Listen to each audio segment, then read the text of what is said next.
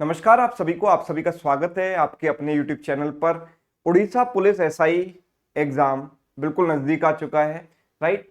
तो यहाँ पर हम इसकी जो मैथ्स की जो एक मिनी मैराथन है वो कंडक्ट करने जा रहे हैं, जिसमें हम 50 अरिथमेटिक क्वेश्चंस डिस्कस करेंगे। उम्मीद करता हूं कि ये क्लास आपके लिए हेल्पफुल रहेगी, आपका एक अच्छा खासा रिवीजन यहाँ पर हो जाएगा अगर आप क्लास को शुरू से लेकर एंड तक देखते हैं तो। और क्लास को सिर्फ देखना नहीं है, आपको आगे ऐसे बढ़ना है कि जैसे क्वेश्चन आपके सामने आए आपको वीडियो को पॉज करना है, राइट। और वीडियो को पॉज करने के बाद आपको सवाल खुद से सॉल्व करने की कोशिश करनी है ना। हो जाता है तो ठीक है, नहीं भी होता है तो भी ठीक है, उसके बाद आपको सॉल्यूशन देखना है to learn best approach to solve the question. तो चलिए हम ट्राई करते हैं इसको। पहला क्वेश्चन है, the mark price of an article is 5600, shopkeeper gives 10% discount on the mark price, earn a profit of 20% on the cost price, find the difference between cost price and mark price. तो जब भी आपको profit percent and discount percent दिए जाते हैं, आप हमेशा वहां से सीपीएमपी का रेशियो निकाल सकते हैं। कैसे निकाल सकते हैं? तो सीपी और एमपी का जो रेशियो होता है वो होता है 100 minus discount percent upon 100 plus profit percent. ये आपको पता होना चाहिए, ठीक है। तो यहां पर सीपीएमपी का रेशियो क्या आएगा, आप देखो। डिस्काउंट आपको दिया गया है कितना, 10%, और प्रॉफिट है 20%। तो इसकी जगह मैंने रखा 10 और इसकी जगह रखा 20। तो 100 माइनस 10 हो गया 90 एंड दिस इज 120, यानी रेशियो क्या हो गया इसका 3/4, ठीक है। सीपीएमपी का रेशियो 3/4 आ चुका है। मुझे मार्क प्राइस ऑलरेडी दिया गया है 5600। मार्क प्राइस मेरे पास कितना है, 4 यूनिट। इस 4 यूनिट्स की वैल्यू 5600 है और हमसे पूछा क्या गया है, difference between CP and MP. CP MP के बीच का जो डिफरेंस है वो 1 यूनिट है।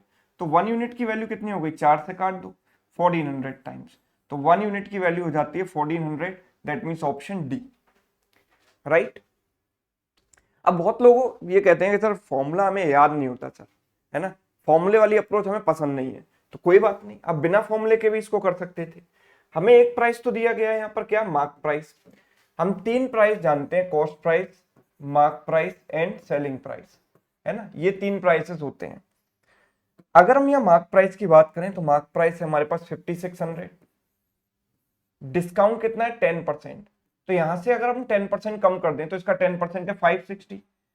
560 अगर आप यहां से कम करोगे तो ये बचेगा 40 एंड दिस इज 5040 बचेगा, राइट।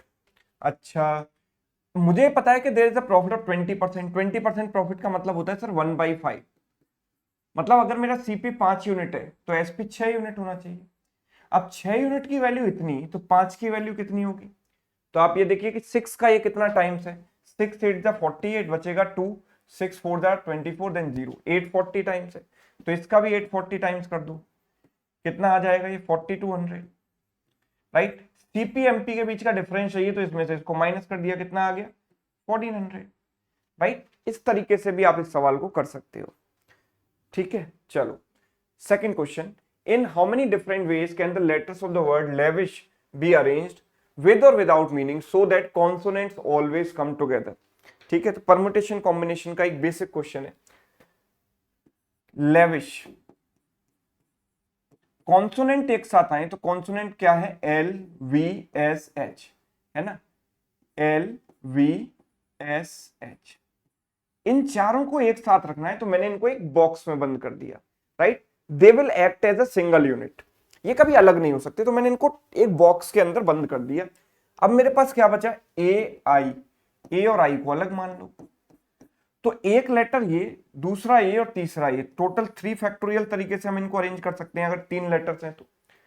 अब ये जो 4 कॉन्सोनेंट है ना, वो अलग अलग नहीं हो सकते लेकिन आपस में इंटरचेंज तो कर सकते हैं ना अपनी पोजीशन, यानी ये तो आपस में अरेंज हो सकते हैं। कितने हैं, 4, तो 4 फैक्टोरियल तरीके से ये अरेंज हो जाएंगे।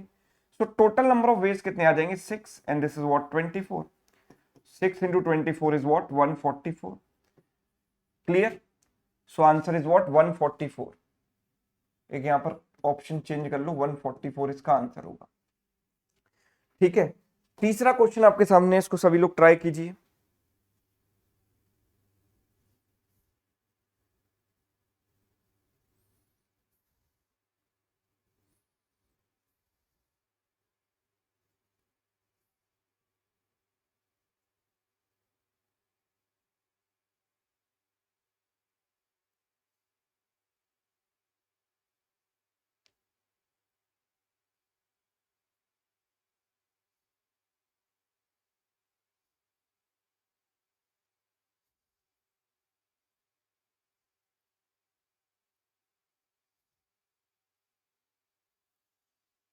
हाँ जी, यस।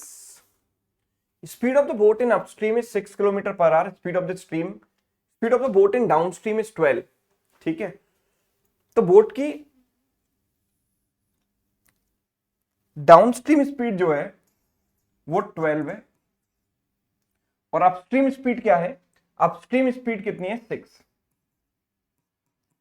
तो बोट की स्टिल वाटर में जो स्पीड होगी वो क्या हो जाएगी, स्टिल वाटर में स्पीड जो होती है वो होती है D plus you by two, यानी 12 plus 6, 12 plus 6 is what, 18, 18 by two is 9, and stream की स्पीड होती है D minus you by two, 12 minus 6 upon 2 यानी कि 3, राइट। तो यहां से आप बोट की स्पीड और स्ट्रीम की स्पीड निकाल लेंगे। आगे अगर हम देखें तो if the boat travels for 6 hours in still water, then how much time it would have saved if it had traveled the same distance in downstream। अच्छा, बोट अगर डाउनस्ट्रीम में चलेगी तो उसे कितना टाइम लगेगा, तो डाउनस्ट्रीम स्पीड है 12, राइट, और 6 घंटे चलेगी, है ना, 6 घंटे चलेगी, तो 6 घंटे में कितनी डिस्टेंस चल पाएगी, 72 किलोमीटर, है ना, 72 किलोमीटर। और स्टिल वाटर में 6 घंटे में कितना चल पाएगी, the boat travels for 6 hours in still water, एक काम करो हटाओ, स्टिल वाटर में 6 घंटे चली है ना, डाउन स्ट्रीम में नहीं, स्टिल वाटर में उसकी स्पीड कितनी है, 9, तो 9 की स्पीड से 6 आवर्स यानी 54 किलोमीटर चली। अगर यही डिस्टेंस वो डाउन स्ट्रीम में चले तो किस स्पीड से चलेगी, 12 की स्पीड से, तो हम कह सकते हैं 54 बाई 12, टाइम लगेगा 4.5 आवर्स, है ना। अभी कितना टाइम लग रहा था स्टिल वाटर में, 6 घंटे, और अब लग रहा है 4.5 आवर्स, तो कितना टाइम कम लगा उसको, कितना टाइम उसका बच गया, 6 माइनस 4.5 यानी कि 1.5 आवर्स, ऑप्शन सी। बात समझ में आ रही है सभी को। तो बोट एंड स्ट्रीम का ये सवाल था। Question number 4, a person invest some money in a bank at the rate of 10% per annum simple interest, at the end of 4th year, चौथे साल के एंड में he withdraws 25% of total amount, then the amount left in his account is this। उसके account में इतना पैसा बचा, सो find the total money invested in the bank. तो मुझे नहीं पता कि उसने कितना पैसा इन्वेस्ट किया था, मैंने मान लिया कि सपोज उसने पी अमाउंट इन्वेस्ट किया है ना, बैंक में उसने पी अमाउंट इन्वेस्ट किया है, पी अमाउंट इन्वेस्ट किया है, 10% की रेट है, 10% का रेट है, और 4 साल के एंड में कितना आपका पैसा हो जाएगा, 40%, मतलब जो आपको इंटरेस्ट मिलेगी वो 40% मिलेगी, 10 इंटू 4 40%, तो आपका पैसा 40% से इंक्रीज हो जाएगा, मतलब जो इनिशियल प्रिंसिपल था उसका 140% हो जाएगा। ये बात आप मानते हो, जो भी प्रिंसिपल था उसका 140% हो जाएगा, बिकॉज 40% बढ़ गया। नाउ आपने 25% पैसा विड्रॉ कर लिया, that means you withdraw 1/4 of the amount, आपने 1/4 विड्रॉ कर लिया, तो बचता कितना है, 1 माइनस 1/4 यानी 3/4, और ये जो बचा हुआ पैसा है दैट इज 1995 के इक्वल। ये किसके बराबर है, 1995। तो इस तरीके से हम एक सिंगल स्टेप में इस क्वेश्चन को सॉल्व करने की कोशिश करेंगे। ठीक है, 3 से इसको कैंसिल करेंगे, 3 6 18, 3 6 18, 3 5 15। ठीक है, अभी कुछ कैंसिल होगा,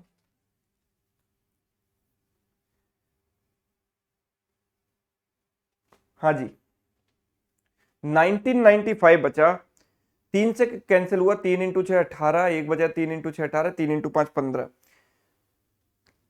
ठीक है, 7 से कैंसिल नहीं हो पाएगा, राइट, 7 से कैंसिल,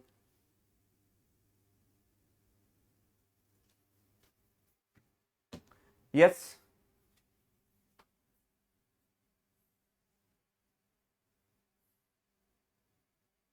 तो देयर इज समथिंग रॉन्ग, कुछ ना कुछ गलत हुआ है यहाँ पर।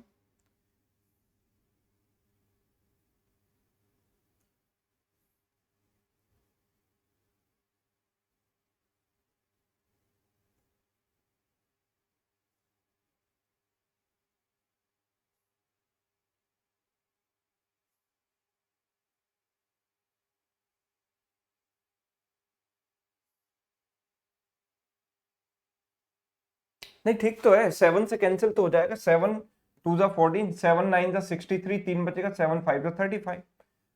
ठीक है, 2 से 2 बार गया, तो ये हो गया 50, तो 95 into 2 is 190, 190 into 10 is 1900, so the answer is 1900।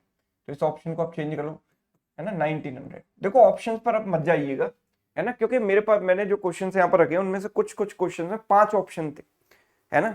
Late me tell you clearly कि 5 ऑप्शन थे कुछ कुछ क्वेश्चन में। तो अब आपके एग्जाम में 4 ऑप्शन आते हैं, तो एक ऑप्शन हटा दिया और इत्तेफाक से किसी किसी सवाल में वही आंसर था जो हटा दिया है। तो अब ऑप्शन पर मत जाइए, जो भी ऑप्शन होगा हम करेक्ट कर लेंगे उसको, राइट। कभी अगर ऐसा होता है तो length of the two trains is 120 metre each, the ratio of the time taken by them to cross a pole is 2:3, the difference of the time taken by them to cross the pole is 1 minute, find the time taken by them to cross each other travelling in opposite direction.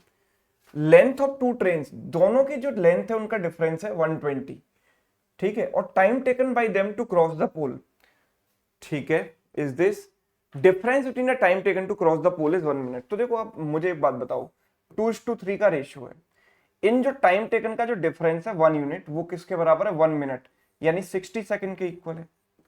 यानी ये वाली train पोल को cross करने में 120 second लेगी और ये वाली ट्रेन लेगी 180 सेकंड्स, राइट।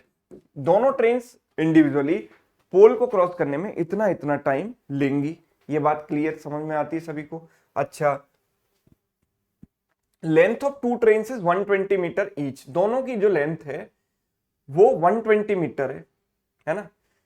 तो दोनों की स्पीड आ जाएगी, है ना। पहली वाली की स्पीड कितनी आ जाएगी, पोल को क्रॉस करने में टाइम ले रही है इतना और ट्रेन की स्पीड है इतना, सॉरी ट्रेन की लेंथ है इतना, तो length upon time is speed, तो 120 अपॉन 120, यानी इसकी स्पीड जो है 1 मीटर पर सेकेंड है ना, 1 मीटर पर सेकेंड है, ठीक है। और दूसरी वाली ट्रेन की स्पीड कितनी हो जाएगी, हम कह सकते हैं 120 डिस्टेंस को उसने कवर किया कितने टाइम में, 180 सेकेंड्स में, तो 120 बाई 180 यानी 2/3 मीटर पर सेकेंड, ये इसकी स्पीड है। बड़ी छोटी कम कम स्पीड है ना, वो स्लो स्लो चल रही है ट्रेन। तो find the time taken by them to cross each other travelling in opposite direction. जब एक दूसरे को क्रॉस करती हैं तो डिस्टेंस जो चलनी पड़ती है वो L1 प्लस L2, दोनों की लेंथ का सम, यानी 120 प्लस 120। और सिंस ऑपोजिट डायरेक्शन में चल रही है तो स्पीड हम क्या लेंगे, S1 plus S2। Opposite direction में हमें स्पीड क्या करनी पड़ती है, ऐड करनी पड़ती है। तो हमें दोनों को ऐड करना पड़ेगा, तो दोनों को ऐड करेंगे तो 1 प्लस 2/3 ये बनेगा, तो इट इज 240 अपॉन 5/3। 5 से गया है कितनी बार, 48 टाइम्स, 48 इंटू 3 कितना हो जाएगा, 144। तो the answer is 144 seconds, option C, ठीक। यस, चलो तो ये 5 क्वेश्चन हमारे डन हुए। क्वेश्चन नंबर 6 की तरफ हम बढ़ते हैं। If the average of 10 numbers is 90, if each of the numbers is increased by 10% and 5 more numbers of average of which is 50 is added with them, find the new average approx। ठीक है, तो एक बार सभी लोग इस video को pause करके इस क्वेश्चन को खुद से ट्राई करेंगे और कोशिश करेंगे इसकी बेस्ट अप्रोच आइडेंटिफाई करने की, है ना। चलो तो ट्राई करते हैं इसको। If the average of 10 numbers is 90, each of the number is increased by 10%। देखो अगर मैंने हर नंबर को 10% से बढ़ाया तो मेरा जो एवरेज है वो भी 10% से बढ़ जाएगा। तो एवरेज 90 था, ये 10% से बढ़ जाएगा, मतलब कितना हो जाएगा 99, है ना। And 5 more numbers with the average 50 is added with them। ठीक है, अब मुझे एक बात बताओ, पहले कितने नंबर थे मेरे पास, 10 नंबर थे, इनमें मैं 5 नंबर ऐड कर रहा हूं। 10 नंबर थे जिनका एवरेज हो चुका था 99 10% बढ़ने के बाद, है ना। और ये 5 नंबर जिनका एवरेज 50 है वो इनके साथ में मिला रहा हूं। तो अब जो ओवरऑल एवरेज आएगा वो कैसे निकालूंगा, या तो मैं ये कर दूं 10 इंटू 99 प्लस 5 इंटू 50 का टोटल हो गया, divide by total number of terms 50। इससे भी आसान तरीका क्या होता है, ये वाला, इनका आप रेशियो ले लो 2:1 और अब यहां पर लगा दो weighted average, N1 into A1 यानी 2 into 99 198 plus N2 into A2 यानी 50 divided by N1 plus N2 यानी 2 प्लस 1 हो गया 3। तो ये कितना हो गया 248 डिवाइड बाई 3, 3 इंटू 8 24, लगभग 3 इंटू 3 9, तो लगभग 83 ये जो है आंसर आएगा, है ना। 83 या 82.67 भी हम कह सकते हैं, राइट। यस, क्वेश्चन नंबर 7 देखें, the mark price of an article is 350। एक आर्टिकल का मार्क प्राइस 350 है, article was sold at 300 and thus the loss incurred was equivalent to 10% of the selling price of the article. By how much percent is the mark price more than the cost price? ठीक है, तो एक बार video को pause करके खुद से बनाने की कोशिश कीजिए इसको, है ना। देखो, there are three things we know: cost price, mark price and selling price। ठीक है, अगर हम यह बात करें मार्क प्राइस की, तो मार्क प्राइस हमको दिया गया 350, मार्क प्राइस है 350 and it was sold at 300, मतलब सेलिंग प्राइस 300 रुपए। Loss incurred was equivalent to 10% of the selling price. इसका 10% कितना हो गया? 30 रुपए। यानी आपको 30 रुपए का लॉस हो रहा है।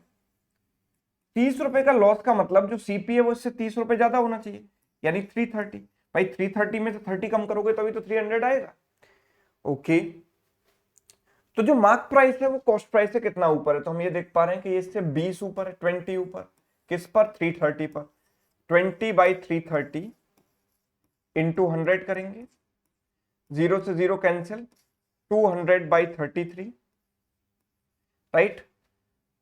इससे जाएगा ये लगभग 6 times, I think, right, 6 time जाएगा, 6 point something percent, 6 point something percent, यानी option A is correct. All right, next देखिए क्वेश्चन नंबर 8, इसको ट्राई करें सभी लोग।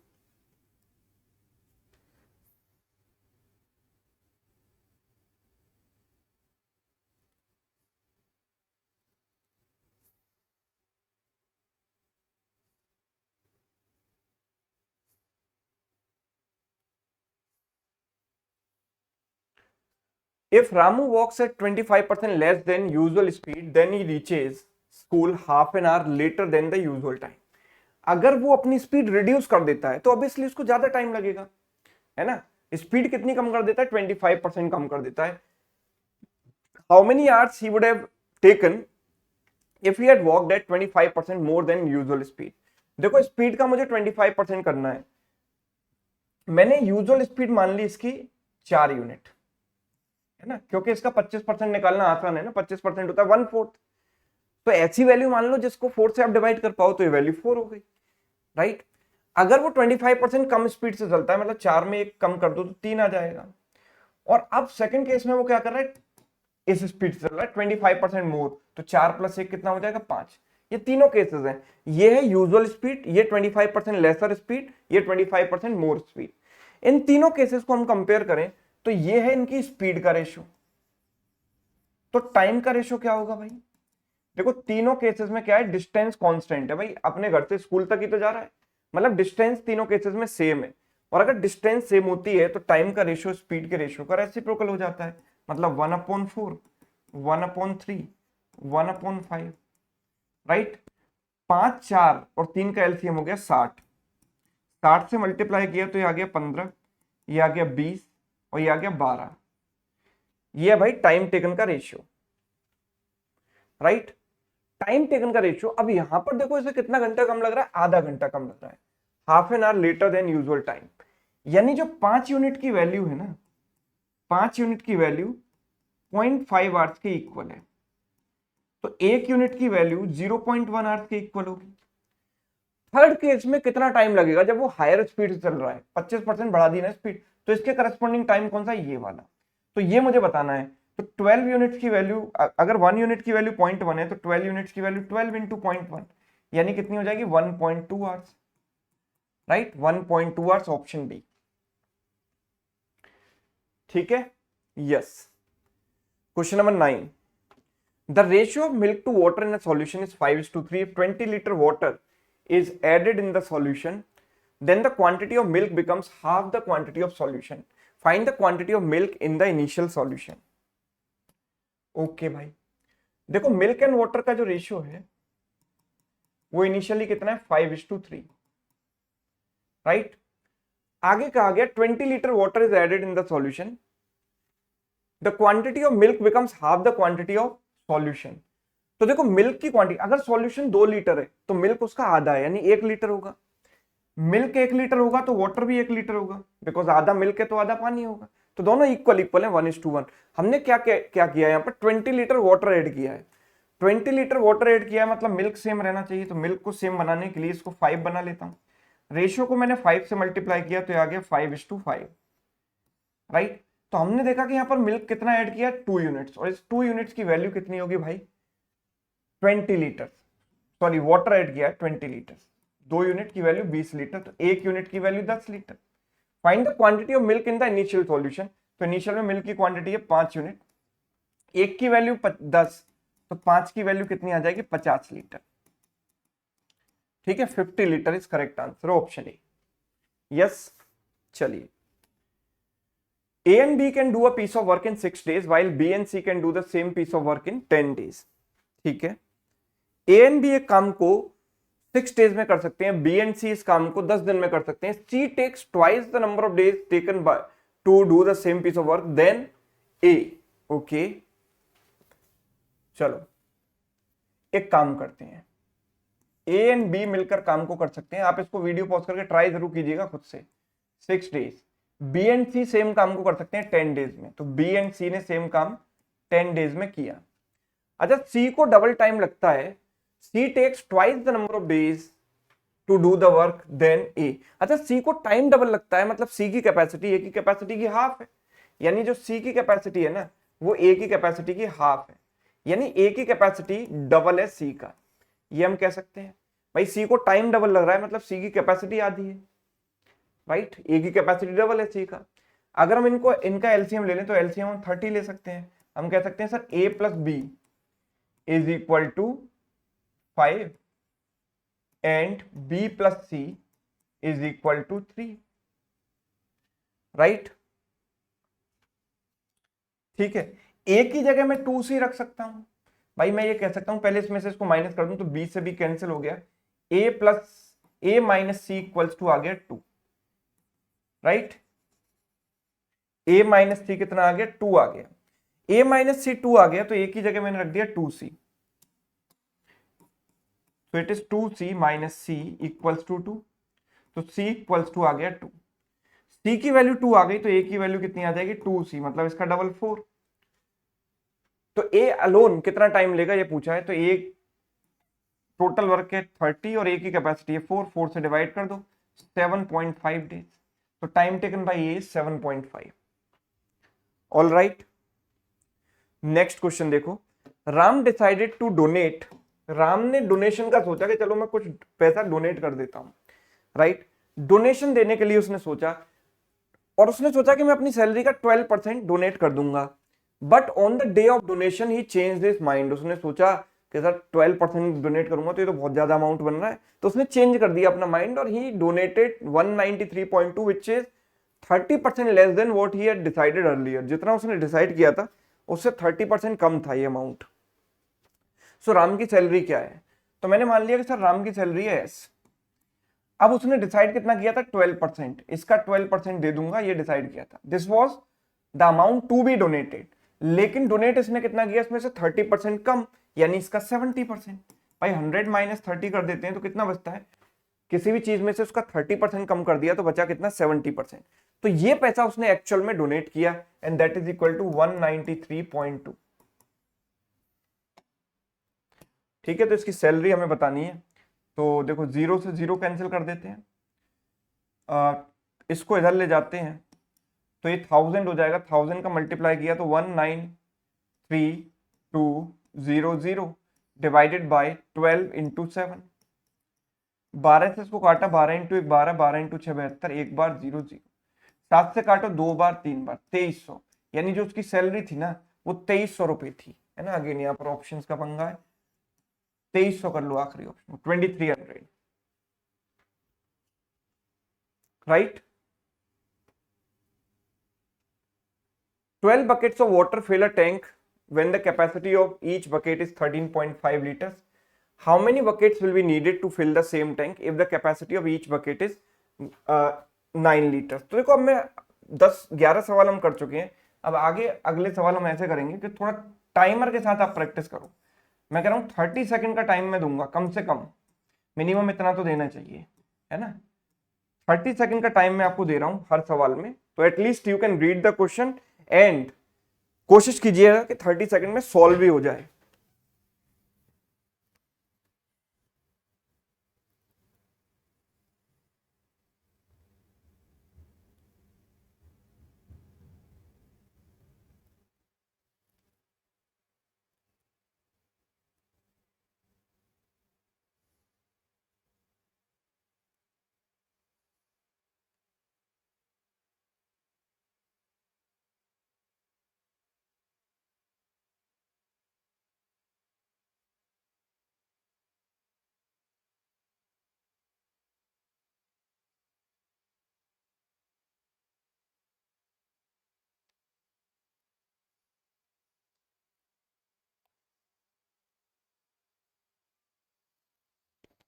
डन, चलिए, तो काफी टाइम आपको यहां पर मिल चुका। देखो 12 buckets of water fill a tank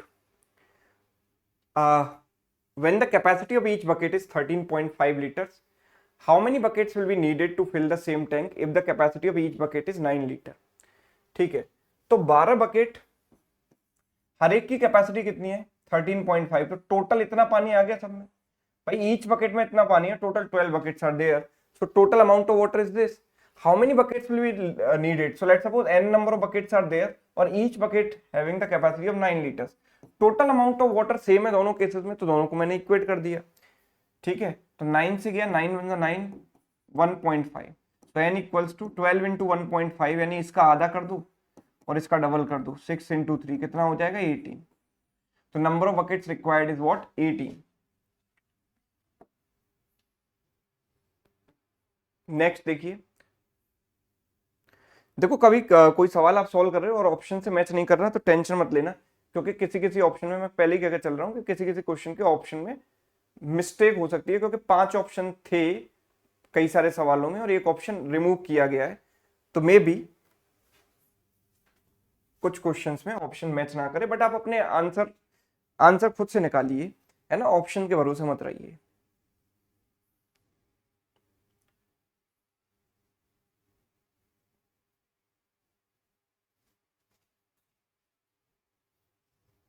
okay, a trader marked the price of goods 20% above the cost price. He then sells 1/4 of the stock at a discount of 10%, half of the stock at the mark price, and the rest at a discount of 25%. What is his gain percent? एक काम करते हैं, जो cost price था वो मैंने माना suppose 100 रुपए, तो मार्क प्राइस कितना हो जाएगा 20% मोर, यानी 120 रुपए, राइट। अच्छा, ही सेल्स 1/4 ऑफ द स्टॉक, यानी इनका जो इसका 1/4 अगर मैं लूंगा तो कितना आ जाएगा 30, इसको इसने 10% के डिस्काउंट पर बेचा, तो 10% डिस्काउंट मतलब, अब मैं सेलिंग प्राइस की बात कर रहा हूं यहां पर, तो इसमें 10% इसका हो गया 3 कम कर दोगे तो 27 पर इसने बेचा इसको, ठीक है। And half of the stock, इसका आधा स्टॉक यानी 60, इसको आपने मार्क प्राइस पर ही बेच दिया, यानी 60 रुपए मार्क प्राइस था, 60 रुपए में बेच दिया। And the rest at a discount of 25%, rest कितना बचा भाई, मैं कह रहा हूं कि 120 में से 90 चला गया तो 30 बचा, 30 को 25% डिस्काउंट पर आपने बेचा, इसका 25% होता है 1/4, यानी 7.5 कम कर दो 22.5 आ जाएगा।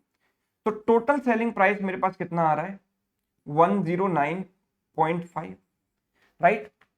तो फाइंड द गेन परसेंट, तो गेन परसेंट हम आराम से देख पा रहे हैं, कोई 100 रुपए की चीज है और 109.5 पर बेच रहे हैं, तो 9.5% का गेन है कि नहीं, option 2, yes, second option is correct. Question number 14 देखिए, सभी लोग ट्राई कीजिए इसको, चलो इसको ट्राई करते हैं हम खुद से एक बार, तो सवाल थोड़ा सा बड़ा है, रीड करने में भी आपको हो सकता है समय लग जाए। The aggregate cost of 2 apples, 3 mangoes and 4 oranges is 6 more than cost of 1 apple, 2 mangoes and 2 oranges. तो हमें क्या करना है, जो कंडीशन दी गई है उसके अकॉर्डिंग इक्वेशन बना लेनी है। 2 एप्पल्स, 3 मैंगोज एंड 4 ऑरेंजेस, इनकी जो एग्रीगेट कॉस्ट है, मतलब टोटल कॉस्ट है, it is 6 more than cost of 1 apple, 2 mangoes and 2 oranges. तो यहां से मुझे एक कंडीशन मिलेगी, इसको मैं इधर लेकर आता हूं, a plus m plus 2 oranges equals to 6, right, पहली चीज। दूसरा यहां पर दिया गया है the cost of 1 apple 2 mangoes 1 orange is 8 less than cost of 3 apple 3 mangoes and 5 orange. अब मैं डायरेक्ट ऐसी इक्वेशन बनाऊंगा, है ना, इतनी बड़ी चीज लिखने की जरूरत नहीं है, आप इसमें से इसको डायरेक्ट भी घटा सकते हो। मैं ये कह रहा हूं कि भाई 3 एप्पल में से 1 एप्पल गया तो कितना बचा, 2 एप्पल, प्लस यहाँ 3 मैंगोज हैं या 2 मैंगोज हैं तो माइनस किया तो 1 मैंगो बचा, यहाँ 5 ऑरेंजेस है और यहाँ 1 ऑरेंज है तो माइनस किया तो कितना आ जाएगा, 4 oranges, and this is 8 less, मतलब डिफरेंस इज 8, डायरेक्ट लिखा हमने। And the price of 3 apples 1 mango and 6 oranges, 3 apple 1 mango and 6 oranges, this price is what, 12, ठीक है। How much percent discount one should give on the sale of 3 apples 1 mango 6 orange, 3 apple 1 mango 6 orange such that there is net profit of 5%. yes, अच्छा ये इनका list price दिया गया है, okay, तो cost price अगर मैं इनका निकालूंगा तो मैं इनको ऐड कर दूंगा। भाई देखो ये तो लिस्ट प्राइस है ना इनका, किसका है, 3 apple 1 mango and 6 orange. 3 apple 1 mango 6 orange हमें कैसे मिलेगा, पहली बात तो 3 एप्पल्स 1 मैंगो एंड 6 ऑरेंजेस की कॉस्ट हमें कैसे मिलेगी बताइए, 3 एप्पल 1 मैंगो एंड 6 ऑरेंजेस की कॉस्ट हमें कैसे मिलेगी, सबसे बड़ा सवाल है ये।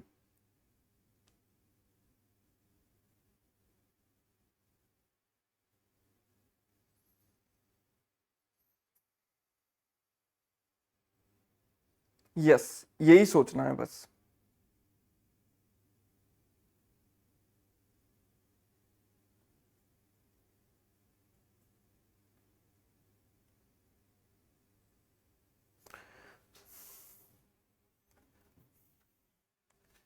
देखो randomly we can not find कि हमें किससे इसको मल्टीप्लाई करना चाहिए, लेकिन हम थोड़ा सा दिमाग लगाएंगे तो हम यहां देख पा रहे हैं कि यहां पर मुझे 3 चाहिए, मुझे क्या चाहिए, 3 एप्पल्स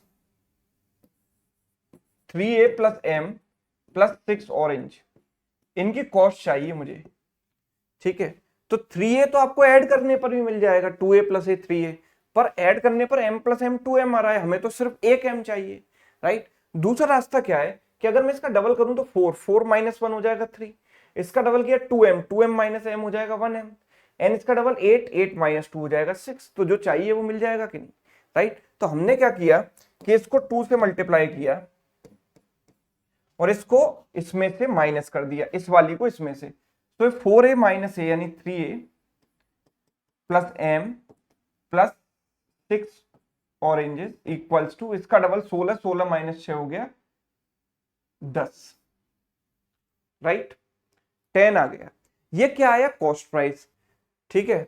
हमें मार्क प्राइस ऑलरेडी दिया गया, लिस्ट प्राइस का मतलब क्या होता है, मार्क प्राइस, तो cost price, mark price and selling price, ठीक है।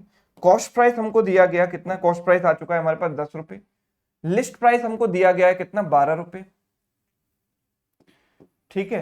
हमें नेट प्रॉफिट परसेंट कितना चाहिए, 5%, तो भाई इसका 5% कितना हो जाता है, 0.5, तो 0.5 अगर मैं इसमें ऐड कर दूंगा तो ये हो जाएगा 10.5, तो आपने जो डिस्काउंट दिया वो कितने का दिया, 1.5 का, इन दोनों का डिफरेंस किस पर, 12 पर, तो 1.5 जो है 12 का कितना परसेंट है, 1.5 बाई 12 इंटू 100 यानी 150 बाई 12, 12 इंटू 1 12, ठीक है, 3 बचेगा, 12 into 2 24, 12 into 5 60, 12.5%, yes, option 4,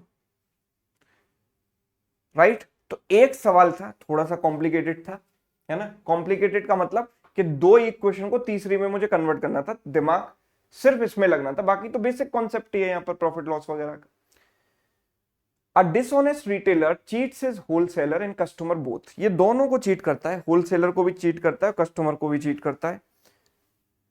He purchases 19% more from wholesaler and sells 15% less while selling to the customer. What is the profit percentage by selling the goods at the cost price? ठीक है, तो आप मुझे एक बात बताओ,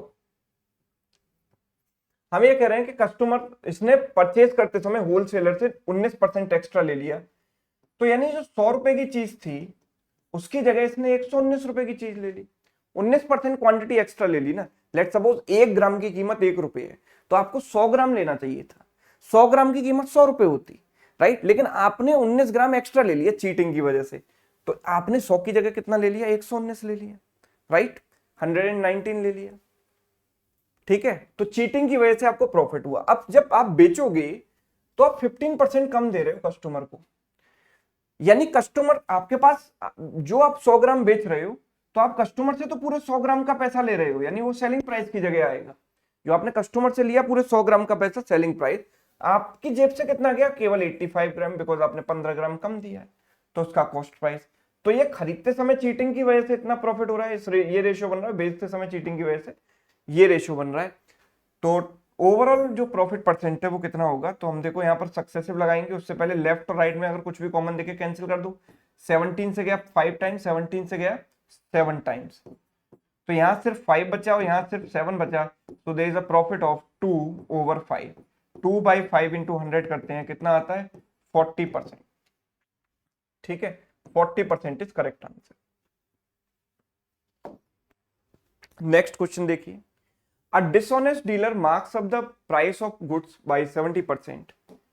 Dishonest merchant है भाई, 70% ऊपर मार्क करता है प्राइस को, कितना ऊपर मार्क करता है, 70%, gives a discount of 10% to the customer. He also uses 900 gram weight instead of 1 kg. Find the profit percent. तो एक बार ट्राई कीजिए सभी लोग, इसको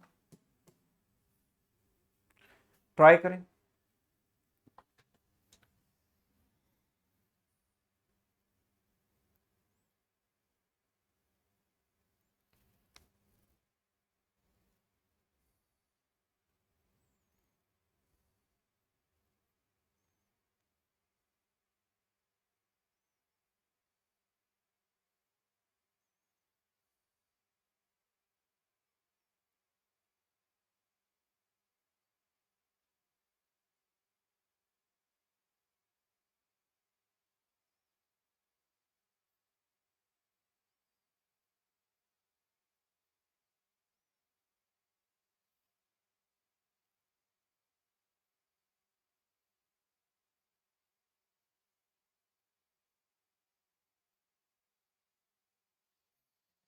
हाँ जी, डन। देखो इसको भी हम रेशियो मेथड से बड़े आराम से कर सकते हैं। हम डायरेक्ट सीपी और एसपी का रेशियो निकालते हैं। कैसे निकालते हैं, जैसा कि अभी हमने किया। सबसे पहले उसने मार्कअप किया 70% का। 70% का मार्कअप मतलब 100 रुपीज का अगर कोई आर्टिकल है तो उसको 170 पर वो मार्क कर रहा है। उसके बाद वो 10% का डिस्काउंट दे रहा है, यानी 1/10 का डिस्काउंट दे रहा है। 10 रुपए की चीज पर 1 का डिस्काउंट दिया, यानी 9 में सेल कर रहा है। अब आते हैं चीटिंग वाले केस पर, तो 1 केजी की जगह उसने 900 ग्राम दिया। 1 केजी मतलब 1000 ग्राम, यानी कस्टमर से उसने जो पैसा लिया वो 1000 ग्राम का पैसा लिया, और इसकी पॉकेट से कितना गया, सिर्फ 900 ग्राम। तो सीपी इसको बियर करना पड़ा सिर्फ 900 ग्राम का, राइट। तो ओवरऑल अगर हम यहाँ पर रेशियो निकालें तो लेफ्ट राइट में जो भी चीजें हैं उनको कैंसिल कर सकते हैं। कोई कॉमन चीज है तो 10 से 10 कैंसिल हो गया, 9 से 9 कैंसिल हो गया, 100:170 आ रहा है मेरा रेशियो, यानी there is a profit of what, 70%, ठीक है, 70% का प्रॉफिट है, option A. Next, a merchant marks up the cost of the clothes by 30%, ठीक है। मर्चेंट जो है 30% जो है मार्कअप करता है कॉस्ट को, and gives a discount of 20% on the mark price. What is the profit percent in the winter when the meter scale shrinks by 10% due to cold? बताइए, मीटर स्केल जो है 10% श्रिंक हो जाता है, metre scale shrink हो गया, metre की reading तो वही रही, राइट, रीडिंग तो उतनी रहेगी ना, 1 मीटर है तो वो 1 मीटर शो करेगा, लेकिन वो 1 मीटर जो श्रिंक होकर कम हो गया, राइट। तो कस्टमर को लगेगा मुझे 1 मीटर क्लोथ मिल रहा है, लेकिन उसे एक्चुअल में कम मिलेगा ना। तो एक तरीके से हालांकि शॉपकीपर ऐसा चाहता नहीं था, लेकिन चीटिंग तो हुई ना कस्टमर के साथ, है ना, तो चीटिंग वाला ही केस है। तो सबसे पहले उसने 30% ऊपर मार्क किया। मैं डायरेक्ट सीपीएसपी का रेशियो निकालता हूं। अभी कल परसों में मैंने एक शॉर्ट वीडियो भी अपलोड किया है चैनल पर, आप जाकर देख सकते हैं, डिसऑनेस्ट शॉपकीपर को वाले सवालों को रेशियो मेथड से कैसे सॉल्व करें, है ना। तो अगर आप वो देखेंगे तो आपको ये रेशियो मेथड बहुत आराम से समझ आ जाएगा। 30% ऊपर मार्क करने का मतलब 100 रुपए की चीज थी, उसको 130 पर उसने मार्क किया। देन 20% का डिस्काउंट देता है, यानी 1/5 का डिस्काउंट देता है, यानी 5 रुपए पर 1 का डिस्काउंट दिया, 4 में सेल कर रहा है, राइट। मीटर स्केल 10% श्रिंक हो गया, मतलब 10% की चीटिंग कर रहा है। मतलब अगर कस्टमर को 100 सेंटीमीटर मिलना चाहिए था तो उसकी जगह उसे 90 सेंटीमीटर ही मिला, यानी कस्टमर तो 100 सेंटीमीटर का पैसा पे करेगा तो वो सेलिंग प्राइस के नीचे आ गया, और शॉपकीपर की पॉकेट से कितना जा रहा है, 90 मीटर ओनली, तो 90 सेंटीमीटर ओनली, तो 90 का कॉस्ट प्राइस उसको बेयर करना पड़ेगा। तो आप देखो 100 से 100 कैंसिल, ये 0 से 0 कैंसिल, कुछ और कैंसिल नहीं, कुछ भी नहीं कैंसिल, तो ये 45 और ये हो गया 52। तो कितने का प्रॉफिट है भाई, 8 का प्रॉफिट है 45 पर। 8 बाई 45 इंटू 100 कर देंगे, 5 से गया 9 बार, 5 से गया 20 बार, 20 इंटू 8 160 अपॉन 9, तो 9 इंटू 1 9, 7 बचेगा, 9 इंटू 7 63, 7 बचेगा, 17.7% प्रॉफिट। ठीक है, so there is a profit of 17.7%। ठीक है, तो अगेन वही ऑप्शन वाली बात है, कोई दिक्कत नहीं है, आगे बढ़ते हैं। नेक्स्ट इसको ट्राई कीजिए सभी लोग।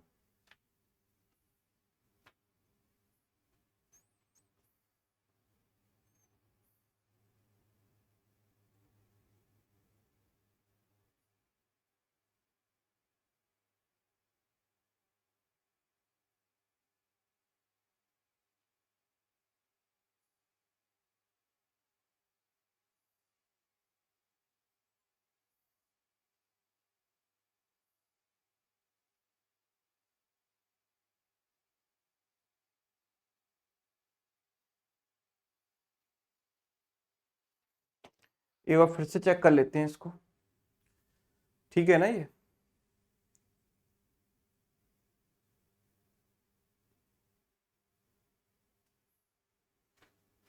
यस,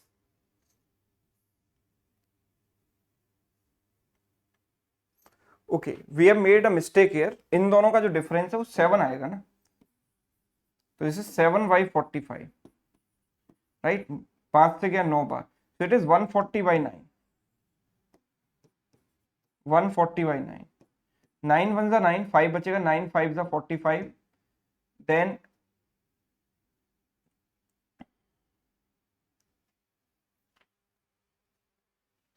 15.56%, यस 15.5555% आएगा, so there is a profit of 15.56%, right. तो ऑप्शन करेक्ट है यहाँ पर। अगला सवाल है ये, उम्मीद करता हूं आपने ट्राई कर लिया होगा। A cloth merchant has a strange problem, एक अजीब सी समस्या है। His meter scale contracts 10% in the length in winter and expands 10% in length in the summer. He sells only one type of fabric. Its unit price remains same throughout the year. Ratio of the volume sold in summer and winter is 3:7. ठीक है, तो summer में जो बेच रहा है और जो क्वांटिटी विंटर में बेच रहा है, वो उन क्वांटिटीज का रेशियो है 3:7, राइट। अब समर में होता क्या है, 10% एक्सटेंड हो जाता है ना। समर में होता क्या है कि जो उसका मीटर स्केल है वो 10% बढ़ जाता है, मतलब कि सीपीएसपी की बात करूं मैं, आप देखो कितने परसेंट का प्रॉफिट होगा इस वजह से, 10% बढ़ गया, मतलब कस्टमर को 10% ज्यादा मिल गया। कस्टमर ने सिर्फ 100 रुपए पे किए और उसको 110 का सामान मिल गया, तो कस्टमर जो दे रहा है उसको सेलिंग प्राइस के नीचे लिखेंगे, और जितना शॉपकीपर की पॉकेट से गया उसको कॉस्ट प्राइस के नीचे से लिखेंगे, है ना। तो कॉस्ट प्राइस के नीचे 110 लिखा और ये 100 लिखा, मतलब आई कैन से कि यहाँ पर उसे 1/11 का लॉस हो रहा है, लॉस हो रहा है ना, क्योंकि मीटर स्केल एक्सपेंड हो रहा है इस वजह से। और विंटर्स की बात करेंगे, दिस इज फॉर समर्स, और अगर विंटर की बात करें तो मीटर स्केल श्रिंक हो जाता है। श्रिंक हो जाता है, मतलब 100 रुपीज अगर ले लेगा और कस्टमर को मिलेगा सिर्फ 90। सो प्रॉफिट हो रहा है उसे 1/9 का, राइट, प्रॉफिट होता है उसे 1/9 का। तो यहां पर लॉस हो रहा है 1/11 का, यहां पर प्रॉफिट हो रहा है 1/9 का, ठीक है। तो ओवरऑल अगर हम यहां पर प्रॉफिट या लॉस निकालेंगे तो कैसे निकालेंगे, देखो 1/11, देखो अलग अलग रास्ते हो सकते हैं, 11 और 9 तीनों का मल्टीपल मैं इसको बना सकता, दोनों का मल्टीपल बना सकता हूं इस पूरे रेशियो को 99 से मल्टीप्लाई करके, राइट। लेकिन और देखें तो मैं ये कह सकता हूं कि देखो सबसे पहले इस पर लॉस हुआ 1/11 का, मैं इसको पहले काम करता हूं 11 और 9, इसका मल्टीपल बना ही लेता हूं 99 से रेशियो को मल्टीप्लाई कर दो, रेशियो में तो आप किसी कॉमन नंबर से मल्टीप्लाई कर दो, रेशियो में कोई इंपैक्ट नहीं पड़ता है ना। तो देखो 3 इंटू 99 कितना हो गया 297, एंड 7 इंटू 99 कितना हो गया 700 माइनस 7 यानी 693, ठीक है। तो हम ये देख पा रहे हैं कि यहां पर जो टोटल ये जो क्वांटिटी है, जो ओवरऑल प्रॉफिट या लॉस है वो हम कैसे निकालेंगे, तो समर में क्या हो रहा है, आपको लॉस हो रहा है, तो समर में 1/11 का लॉस होगा, 1/11 इसका निकाला तो 11 से गया 2 बार 7 बार, इतना लॉस हो गया। और विंटर में क्या हो रहा है 1/9 का आपको प्रॉफिट हो रहा है, तो इसका 1/9 निकाला, 9 इंटू 7 63, 9 इंटू 7 63, 77। ओवरऑल अगर मैं देखूंगा इन दोनों को ऐड करके तो आपको प्रॉफिट हो रहा है कितना 77 माइनस 27 यानी 50 का, यानी ओवरऑल आपको 50 का प्रॉफिट हुआ है किस पर, तो अगर मैं सीपी देखूं तो इस टोटल को ऐड करना पड़ेगा, टोटल क्वांटिटी को, राइट। 3 इसको दे दो तो 300 प्लस 690 मिलकर कितना हो जाएगा 990, 990 इंटू 100 हो गया, तो लगभग 5% ही आएगा, है ना। हम ये देख पा रहे हैं कि अगर ये 100 होता तो 100 से 100 कट जाता 5% आ जाता, पर ये 100 की जगह 99 है, डिनोमिनेटर कम है, मतलब आंसर 5 से थोड़ा सा ज्यादा आएगा, but it is very close to 5% profit. So हम कह सकते हैं it is 5.05% profit. Loss loss वाले ऑप्शन तो वैसे ही एलिमिनेट हो गए, अब 6.25% तो नहीं है, 5 से थोड़ा सा बड़ा है तो 5.05%, ठीक है। क्वेश्चन नंबर 19 को ट्राई कीजिए।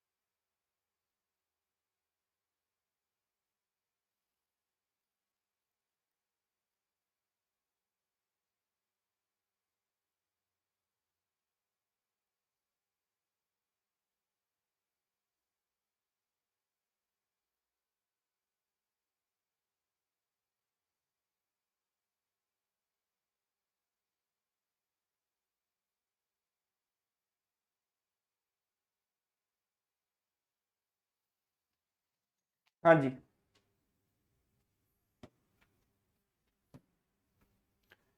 a book was sold for a certain sum and there was a loss of 20%, ठीक है, 20% का लॉस होता है। had it been sold for 3 more and there would have been a profit of 30%, ठीक है। तो एक काम करते हैं,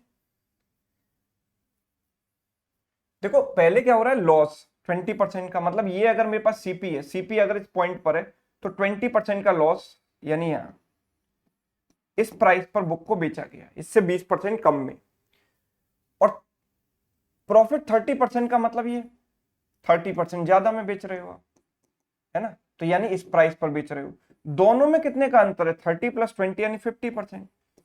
ये जो परसेंटेज है किस पर निकाले जाता है सीपी पर, यानी सीपी का जो 50% है यानी हाफ ऑफ सीपी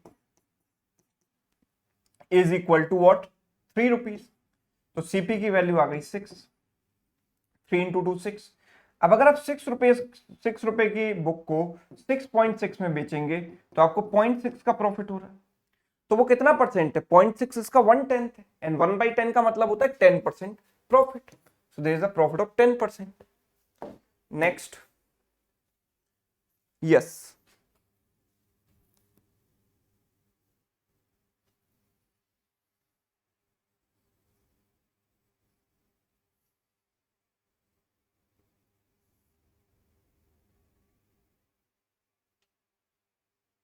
हाँ जी,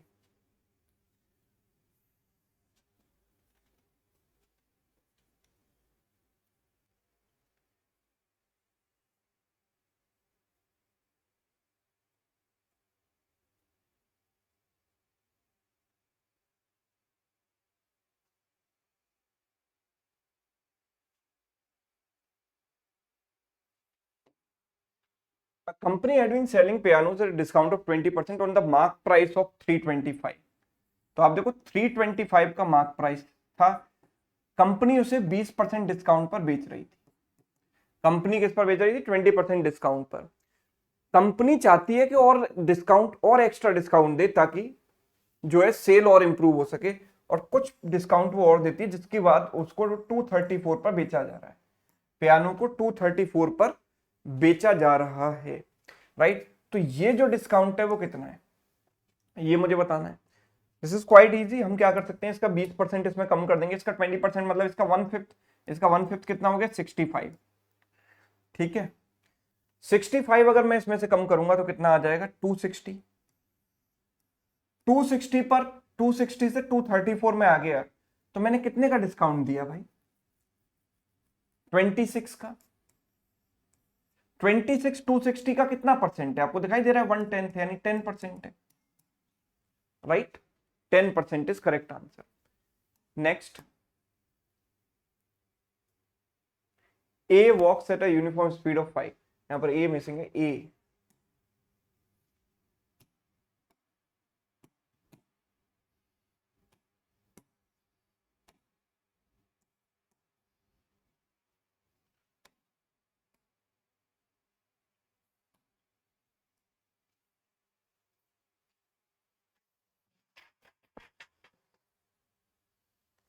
हाँ जी, A walks at a uniform speed of 5. 3 hours later, B starts chasing him at a uniform speed of 8. ठीक है, from the same point where A started, उसी पॉइंट से चेस करना शुरू करता है, पीछा करना शुरू करता है जहां से A ने उसको स्टार्ट किया था, है ना। 3 घंटे बाद वो स्टार्ट करता है। I think this much time is sufficient. तो जब B स्टार्ट करेगा उससे पहले A ऑलरेडी 3 आवर्स चल चुका होगा, तो वो 3 आवर्स में कितना चला होगा, 3 इंटू 5 15 किलोमीटर, राइट। 15 किलोमीटर आगे पहुंच गया ए यहां पहुंच गया, और बी अब स्टार्ट करता है इसको चेस करना, ठीक है। बी की स्पीड है 8 और इसकी स्पीड है 5, ठीक है। How far from the starting point will be catch a, तो बी ए को कितने दूरी पर कैच करेगा, तो लेट सपोज इस पॉइंट पर कैच करेगा, राइट। इस पॉइंट पर ये कैच करता है, so what is the time taken, starting point से इसकी डिस्टेंस क्या है, time taken to catch is what, distance upon relative speed, distance है 15 अपॉन रिलेटिव स्पीड कितनी है 8 - 5, because they are moving in same direction, same direction में move करते हैं, तो स्पीड हम क्या करते हैं, माइनस में करते हैं, 15/3 यानी कितना हो गया, 5 आवर्स में इसको कैच करेगा, तो 5 आवर्स में जितना चलेगा वही तो स्टार्टिंग पॉइंट से डिस्टेंस होगी, तो ये कितना चलेगा 5 आवर्स में 8 × 5, भाई distance is speed into time, तो 40 kilometre, option C. Done, done. In a mixture of 90 liters, the ratio of wine to water is 4:5. If the concentration of wine should be 50%, then how many liters wine must be added? तो देखो simple सी बात है, ratio method से इसको करेंगे, wine and water का जो ratio है वो हमें दिया गया है, वाइन इज टू वाटर, तो this ratio is what, 4:5. Now we want to mix some wine in this so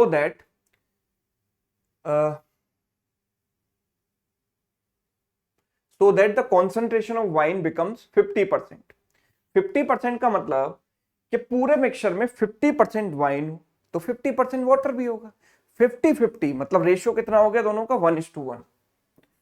1:1 तो सर रेशियो हो गया, लेकिन इसके लिए मुझे वाइन ऐड करनी पड़ी है। अगर मैंने वाइन ऐड की है सर तो वाटर सेम रहना चाहिए, तो वाटर अगर सेम रहेगा तो मैं इसको 5 से मल्टीप्लाई कर दूं, ये कितना आ जाएगा 5:5, राइट, इससे कैंसिल। तो हम ये देख पा रहे हैं कि यहाँ पर कितना है 1 यूनिट, राइट, 1 यूनिट वाइन हमने ऐड की है और टोटल मिक्सचर है 90 लीटर, तो मैं कह सकता हूं कि टोटल मिक्सचर 9 यूनिट्स, इसकी वैल्यू थी 90 लीटर, तो 1 यूनिट की वैल्यू कितनी हो जाएगी 10 लीटर। 1 यूनिट की वैल्यू कितनी हो जाएगी 10 litre, option C. Yes. Question number 23, the product of 8% of a positive number and 24% of the same number is 768, what is the value of 1.2% of the same number. ठीक है, तो एक बार try कीजिए वीडियो को पॉज करके, खुद से टाइमर लगा कर करना है ना, ऐसा नहीं कि रैंडम टाइम आप ले रहे हो कुछ भी, कोई 2 मिनट में कर रहा है, कोई 1 मिनट में, कोई आधे मिनट में कर रहा है ना।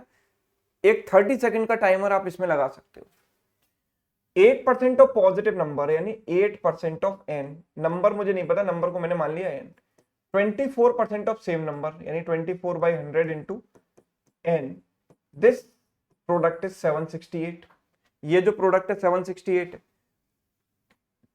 24 इंटू 3 72 बचेगा 4, 24 इंटू 2 48, 8 से गया 4 times, so n square equals to 4 and this is 100 into 100 यानी 100 स्क्वायर। तो जब n लेंगे तो इसका स्क्वायर रूट हो गया 2 और इसका स्क्वायर रूट हो गया 100, मतलब नंबर मेरे पास आ गया 200। अब मुझसे क्वेश्चन कह रहा है कि what is the value of 1.2% of same number, तो 1.2% मतलब 1.2/100 of the same number, same number है 200, 0 से 0 कैंसिल, 1.2 इंटू 2 यानी 2.4, ऑप्शन बी। डन। यस।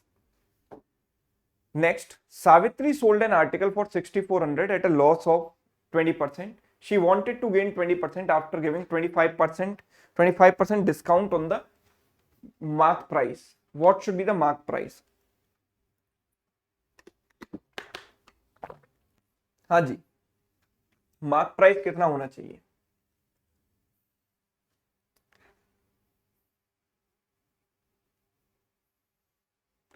तो आप ये देखो 6,400 में इसने बेचा और लॉस हुआ उसे 20% का।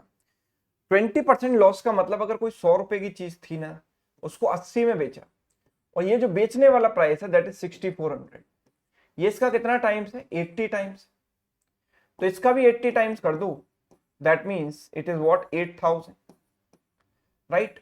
यानी ये जो है ना इसका सीपी है और सीपी फिक्स रहता है, सीपी कितना आ गया 8,000 रुपए, कॉस्ट प्राइस कितना है 8,000। जब कॉस्ट प्राइस 8,000 है तो होता क्या है, now he wants to gain, she wants to gain 20% after giving 25% discount, तो मार्क प्राइस कितना होना चाहिए? तो अभी मैंने क्वेश्चन नंबर 1 में आपको बताया था कि सीपीएमपी का रेशियो हम कैसे निकालते हैं। सीपीएमपी का ratio 100 plus profit percent, sorry 100 minus discount percent upon 100 plus profit percent. ठीक है, तो CP is what, CP is 8,000, mark price हमको निकालना है 100 minus discount percent. Now what is discount here 25%, तो 100 माइनस 25 कितना हो जाएगा 75, एंड अपॉन में आ गया 100 प्लस प्रॉफिट परसेंट, प्रॉफिट कितना है 20, तो 100 प्लस 20 यानी 120, 15 इंटू 5 75, 15 इंटू 8 120, 5 से गया कितनी बार 1600 बार, तो मार्क प्राइस 16 इंटू 8 कितना हो जाता है 128, 12,800, यानी ये मेरा आंसर है ऑप्शन सी। डन। ठीक, चलिए आगे बढ़ते हैं। Next question, the part of work done by A in 1/4 days is equal to part of work done by B in 1/5 days। ठीक है, वीडियो को पॉज कीजिए, टाइम एंड वर्क का सवाल है, ट्राई कीजिए, आपका favourite topic time and work. नहीं देखो, ए 1/4 days में कितना काम करेगा, जितनी उसकी कैपेसिटी है उसका 1/4। भाई कैपेसिटी कैसे डिफाइन होती है, एक पर्सन ने एक दिन में कितना काम किया, दैट इज कॉल्ड कैपेसिटी। तो ए की कैपेसिटी अगर ए है तो एक दिन में वो ए यूनिट काम करता है, तो 1/4 ऑफ द डे में कितना करेगा 1/4 काम, and that is equal to part of work done by B in 1/5 days यानी बी अपॉन 5। तो I can say A upon B, जो कैपेसिटी का रेशियो है 4:5 है, यानी अगर ए की कैपेसिटी 4 मानी तो बी की कैपेसिटी 5 लेकर चल सकता हूं। A and be together can complete the work in 120 days, तो दोनों मिलकर 9 के रेट से काम करेंगे और 120 डेज में काम को पूरा कर रहे हैं, तो ये मेरा टोटल वर्क हो गया। 9 यूनिट काम डेली हो रहा है, 120 दिन में पूरा हो रहा है, so this is total work. So find the number of days B alone will take to complete 50% of the work. तो इसका 50% कितना हो गया, इसका हाफ। बी को ये काम करना है भाई, तो बी की कैपेसिटी से डिवाइड कर देंगे। बी की कैपेसिटी कितनी है 5, तो 5 से डिवाइड कर दो, राइट। 5 से आप इसको डिवाइड कर दो, 5 से गया 24 बार, 2 से गया 12 बार, 12 इंटू 9 कितना हो जाता है 108, 108। Yes, option A correct.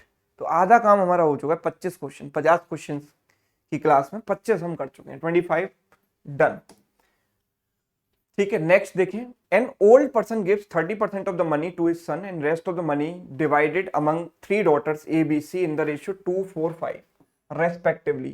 B receives 1120, then what is the average of the money received by son and daughter C? ठीक है, देखो मुझे कोई भी पैसा है वो इस रेशियो में डिवाइड करना है। मैं सवाल को आसान कैसे करूं, इजी कैसे बनाऊं, मैं इन तीनों को ऐड करता हूं, तो 4 और 2 6 और 5 11 आ रहा है। मुझे देखो यूजुअली लोगों की टेंडेंसी क्या होती है कि वो 100 से स्टार्ट करते हैं कि let the total amount is 100। मैं 100 से स्टार्ट नहीं करूंगा, मैं 110 से स्टार्ट करूंगा। तो मैंने माना कि टोटल अमाउंट 110 है, उसने अपने सन को 30% पहले ही दे दिया, इसका 10% है 11, तो 30% हो गया 33। तो बाकी कितना बचा है इसके पास, 110 माइनस 33 इज व्हाट 77। ये जो 77 है वो डॉटर्स ए बी सी में स्प्लिट होगा, किस रेशियो में, 2, 4, 5 के रेशियो में। अब आपको समझ आया कि मैंने ये वैल्यू क्यों ली थी, क्योंकि ये 11 है और ये 11 का मल्टीपल है, आराम से आप स्प्लिट कर सकते हो। 11 यूनिट्स की वैल्यू 77, तो 1 यूनिट की वैल्यू कितनी हो जाएगी 7। जब 1 यूनिट की 7 है तो 2 into 7 14, this is 28 and 5 into 7 हो गया 35, right. These are the values of A B C. Now B receives 1120, तो बी को कितना मिलता है 1120, तो 28 यूनिट्स जो बी को मिला, इसकी वैल्यू 1120 है। नाउ 28 का डबल होता है 56, 56 का डबल होता है 112, यानी कि 1 यूनिट ये इससे 4 टाइम्स गया, तो 1 यूनिट की वैल्यू हो गई 40, 1 यूनिट की वैल्यू 40 हो गई।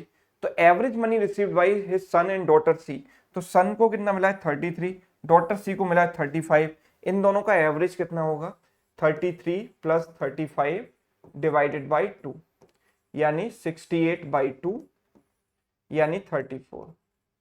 इतना भी आपको करने की कोई जरूरत नहीं है, आप सिंपल सी एक बात सोचा कीजिए कि एवरेज का मतलब होता है मिडिल वैल्यू। तो 33 और 35 की मिडिल वैल्यू क्या है, इनके बीच में क्या आता है 34, सो average is 34। No need to do this and waste time, है ना, टाइम वेस्ट करने की जरूरत नहीं है। एवरेज इज 34, इसकी वैल्यू हमें बतानी है, तो 1 यूनिट की वैल्यू 40 है, तो 34 यूनिट्स की वैल्यू 34 इंटू 40 हो जाएगी, यानी कितना हो जाएगा 0, 4 इंटू 4 16 और 13, 1360 रुपए, 1360, option B done.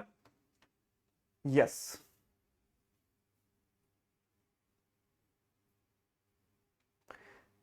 Question number 27, in a class of 100 students the ratio of boys to girls is 3:2, if the mean weight of the class is 65 and that of girls is 50, what is the mean weight of boys?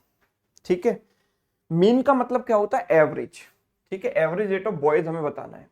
तो आप जरा ध्यान से देखो, मुझे 100 student से कोई लेना देना नहीं है, this data is of no use, मेरे लिए उनका रेशियो मैटर करता है एवरेज वाले केस में। तो बॉयज और गर्ल्स का जो रेशियो है ना, वो हमें दिया गया है 3:2, 3:2। अच्छा, mean weight of the class is 65, मतलब पूरी क्लास का जो एवरेज है वो मैं बीच में लिखता हूं 65, गर्ल्स का एवरेज है 50, वो मैंने यहां लिख दिया, और बॉयज का एवरेज मैंने मान लिया x, वो मैंने यहां लिख दिया, राइट। अब मैं यहां पर लगाता हूं एलिगेशन, है ना। तो एलिगेशन कैसे लगाते हैं, इसमें से इसको माइनस किया, इसमें से इसको जब माइनस करोगे तो -15 आएगा, और फिर इसमें से इसको माइनस करेंगे तो 65 minus x, and that is equal to इनका रेशियो 3/2, 3 से गया ये -5 टाइम्स, तो 65 minus X equals to -5 into 2 -10, राइट। तो x की वैल्यू कितनी हो जाएगी, x की वैल्यू हो जाएगी 65 प्लस 10 यानी 75, right. 75 is right answer, option D. Clear है? यस। क्वेश्चन नंबर 28, सवाल हमसे कहता है sum of money becomes 5 times itself in 20 years under simple interest. If the rate of interest is double of itself, then the sum of money would have become how many times itself in 5 years under simple interest. देखो, चलो पहले आप try कर लो इसको. अब इसमें भी तो मैं टाइमर दे ही देता हूं आपको. ट्राई कीजिए.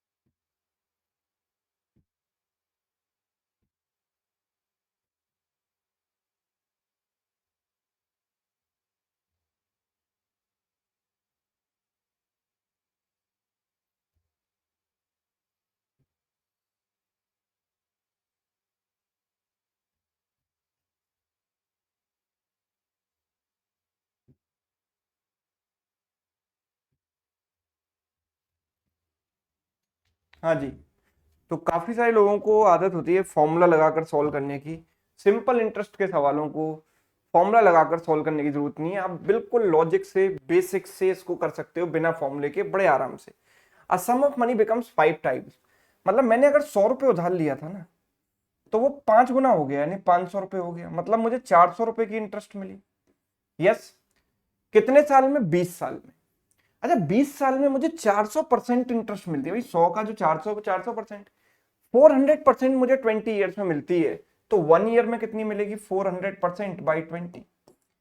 यानी कि जो रेट ऑफ इंटरेस्ट हो गया वो कितना आ गया? 20%. एक साल में जो इंटरेस्ट मिलता है मुझे, वही तो रेट परसेंट है. राइट. सो 20% इंटरेस्ट मुझे एक साल में मिली, तो आर की वैल्यू 20 हो गई. अच्छा, if the rate of interest is double of itself, अगर मैं इसको डबल कर दूं, यानी 40% कर दूं, then the sum of money would have become how many times in 5 years. तो 5 साल में मुझे कितनी इंटरेस्ट मिलेगी? मैं कह सकता हूं 5 साल में 200% इंटरेस्ट मुझे मिलेगी. यानी कि अगर मैंने 100 रुपए उधार लिया ना, वो 200 से इंक्रीज हो जाएगा. यानी कितना हो जाएगा? 300 रुपए. यानी जो भी आपका प्रिंसिपल है वो 3 टाइम्स हो गया. Yes. How many times? 3 times. Option B.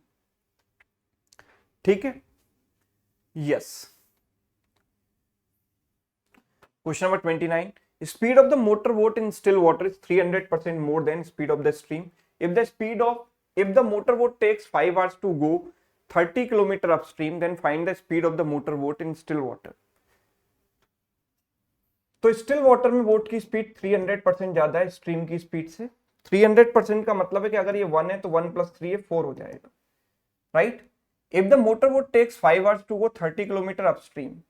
अच्छा ओके, मैं एक काम करता हूं, अपस्ट्रीम स्पीड निकाल लेता हूं. 30 किलोमीटर चलने में 5 आवर्स लगते हैं, यानी अपस्ट्रीम स्पीड हो जाएगी 6. अपस्ट्रीम स्पीड क्या होती है? x - y, यानी 3 यूनिट्स की वैल्यू 6, तो 1 यूनिट की वैल्यू 2. अच्छा, 1 यूनिट की वैल्यू 2 है तो ये 8 हो गई, और 1 × 2 2 हो गई. तो स्टिल वाटर में बोट की स्पीड क्या है? 8. तो answer is 8. Option C. Done. Yes. The area of square field is 1225. Find the time taken by a boy to run 1 round around the perimeter of the square field at the speed of 14. तो देखो area क्या है? Side का square. तो side का जो square है वो 1225 है.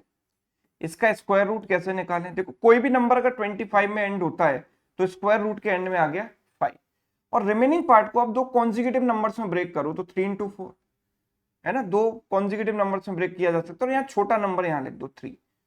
तो किसी भी नंबर, कोई भी नंबर जो 25 में एंड हो रहा है उसका स्क्वायर रूट निकालने का तरीका होता है ये, जो आपको पता होना चाहिए, बेसिक कैलकुलेशन स्किल है.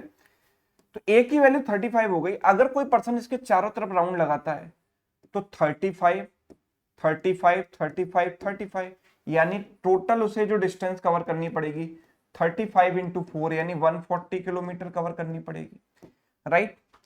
और 14 की स्पीड से अगर वो चल रहा है तो टाइम कितना लगेगा, टाइम लगेगा सर 140 अपॉन 14, है ना। डिस्टेंस अपॉन स्पीड बराबर टाइम टेकन यानी 10 आवर्स, है ना। टाइम लगेगा उसको 10 hours, option B, right. Yes, next question, इसको ट्राई करो सभी लोग। Yes, try this.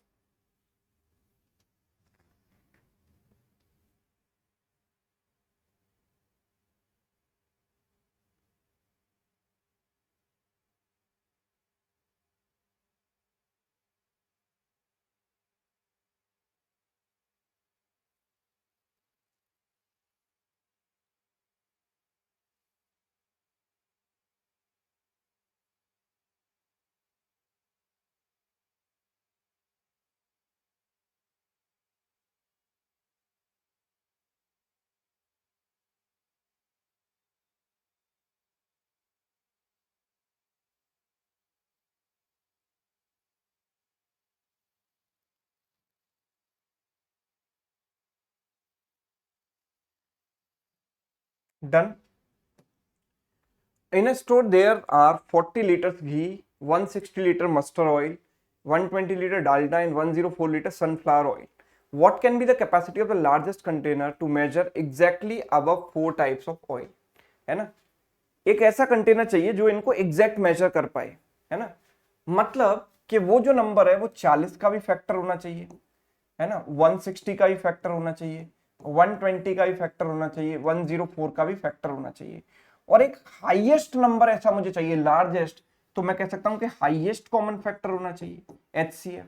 तो अल्टीमेटली सवाल एचसीएफ पूछना चाह रहा है। मैं फैक्टर की बात क्यों कर रहा हूं सर, आप फैक्टर क्यों बोल रहे हो, क्या इनका फैक्टर इसको मेजर कर सकता है? यस। अगर मैं 40 की बात करूं तो 40 का फैक्टर है 8, तो 8-8 लीटर से, अगर आप 8 लीटर का कंटेनर है तो 5 बार में आप 40 को मेजर कर सकते हो, है ना। अगर 10 लीटर का कंटेनर है तो 10 इंटू 5, तो सॉरी 10 इंटू 4, 4 बार में आप 40 लीटर मेजर कर सकते हो। लेकिन अगर 9 लीटर का कंटेनर है तो आप 40 लीटर कैसे मेजर करोगे, 40 तो 9 का मल्टीपल ही नहीं है। So we have to take factors of these numbers only, right. इनके फैक्टर्स मुझे चाहिए, है ना, और एक ऐसा कॉमन कंटेनर चाहिए जो चारों का फैक्टर हो, तो that is there HCF, because highest number चाहिए मुझे ऐसा। सो दैट्स व्हाई इनका एचसीएफ निकालेंगे। हाईएस्ट कॉमन फैक्टर इनका क्या है, आप देखो, ये सारे के सारे देखो, इन दोनों में देखा तो इन तीनों का एचसीएफ आ गया 40, आ गया, क्योंकि 40 तीनों का फैक्टर है, तीनों को कैंसिल कर सकता है। अब 40 एंड इसको देखेंगे तो ये 8 का मल्टीपल है, 8 इंटू 5, और ये 8 इंटू 13 है, ये भी 8 का मल्टीपल है।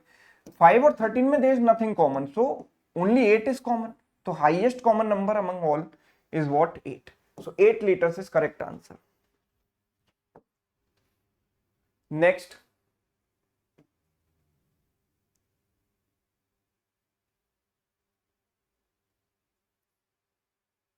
30 seconds.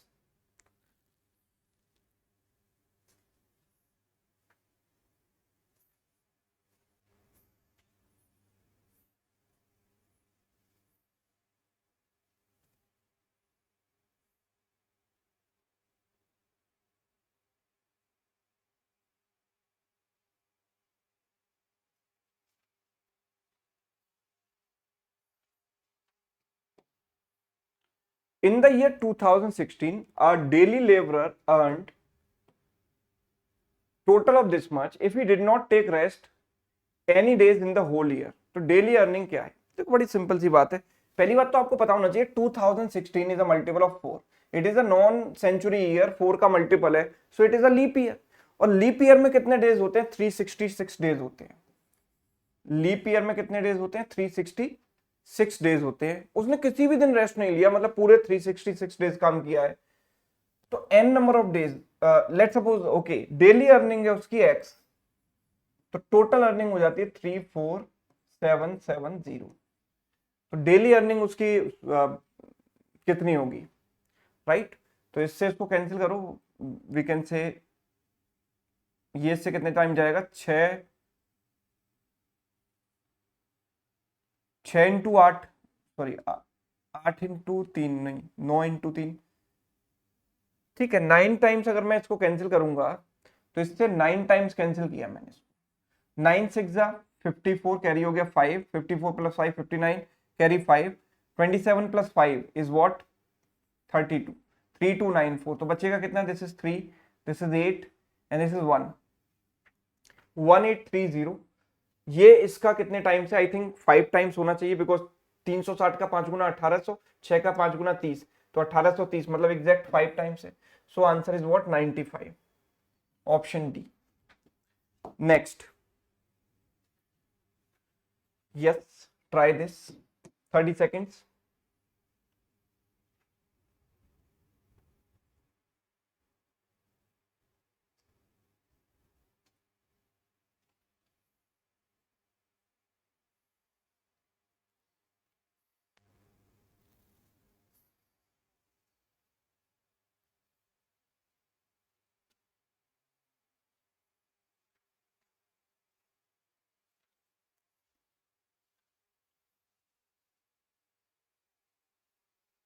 देखो 12 कॉन्जिक्यूटिव ऑड नंबर्स हैं, है ना, जो एग्जैक्टली मिडिल में दो नंबर आ रहे हैं ना, उनका जो एवरेज है वो 56 है, तो वही पूरी सीरीज का एवरेज होगा। क्यों? क्योंकि कॉन्जिक्यूटिव ऑड नंबर थे, सब में दो दो का डिफरेंस होगा, है ना, so they will be in AP. और एपी में जो मिडिल नंबर, अगर इवन नंबर ऑफ टर्म्स हैं तो we do not have some unique middle number, तो दो जो मिडिल नंबर हमें मिलते हैं उनका जो एवरेज होता है वही सीरीज का एवरेज होता है। मतलब पूरी सीरीज का जो एवरेज है ना वो 56 है, तो सम कितना हो जाएगा, 56 इंटू 12 कर दो बस। ठीक है, 12 इंटू 6, ये 600 प्लस 72, 672, 672 हमारा आंसर हो गया, option E. Done. Next,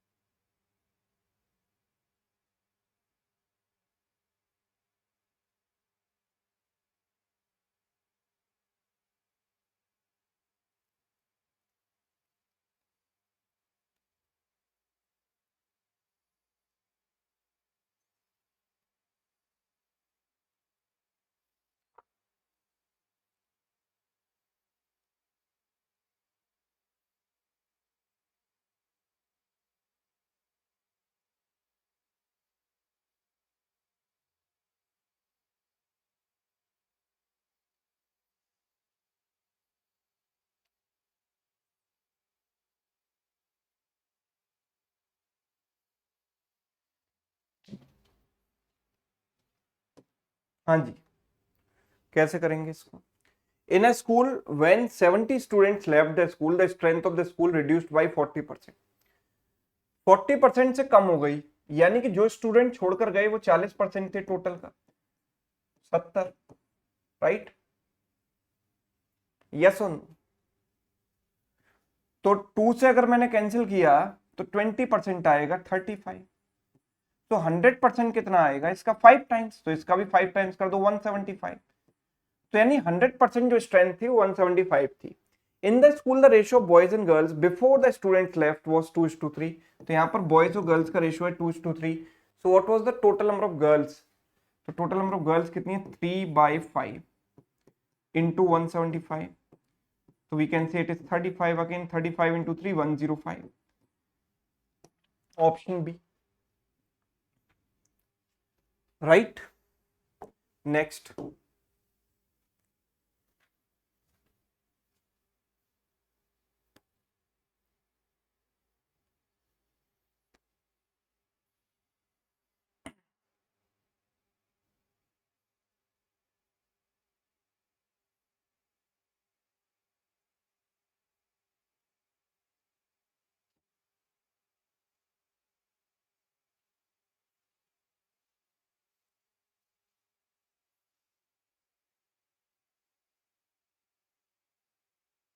done. देखो 800 रुपीज एमआरपी है, तो सबसे पहले आपको डिस्काउंट मिलेगा 10%, यानी 80 रुपए इसमें कम हो गए, 720 बचे। और 15% discount on the discounted price if the customer pays by Axis bank credit card. तो उस पर्सन ने एक्सिस बैंक क्रेडिट कार्ड से ही पे किया है, तो 15% डिस्काउंट उसको और मिलेगा, राइट। तो हम ये कह सकते हैं कि ये कितना होगा इसका 15%, 10% of this number is 72, 5% is 36, 72 plus 36 is what 108। तो 108 और कम कर दो, यहाँ पर कितना आ जाएगा 612। यानी जो फाइनली इसको पे करना पड़ेगा वो 612 रुपए पे करना पड़ेगा, यानी कि ऑप्शन ए। ठीक, next question number 36।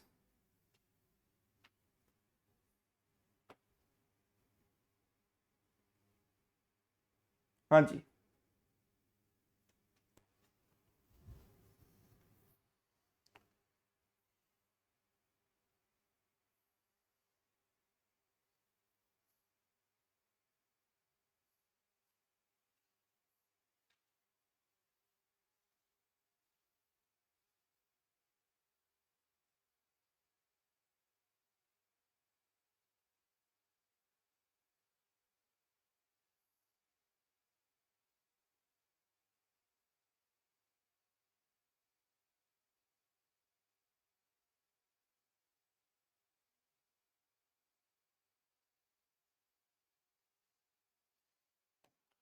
Rajnikant purchased a robot at 3/10 of the mark price and sold it 25% above the cost price.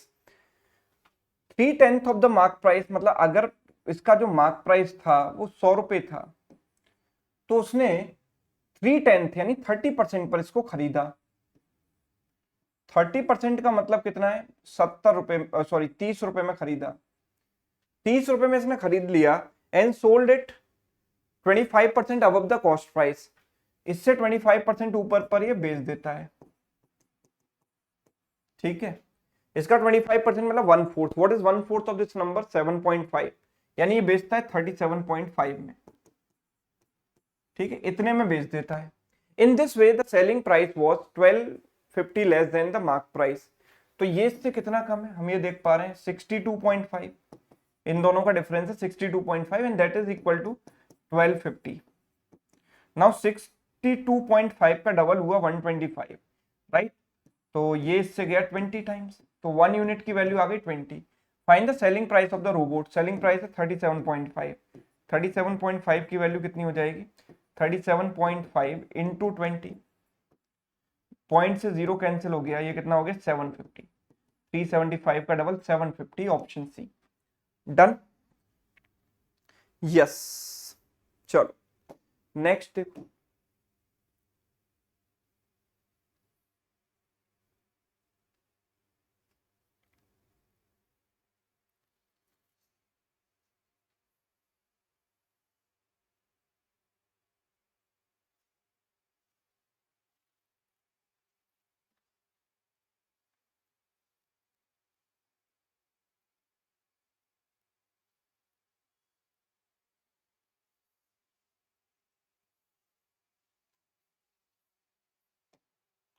Simple interest on 1850 for 2 years is 64 less than simple interest on 2250 for the same duration, है ना?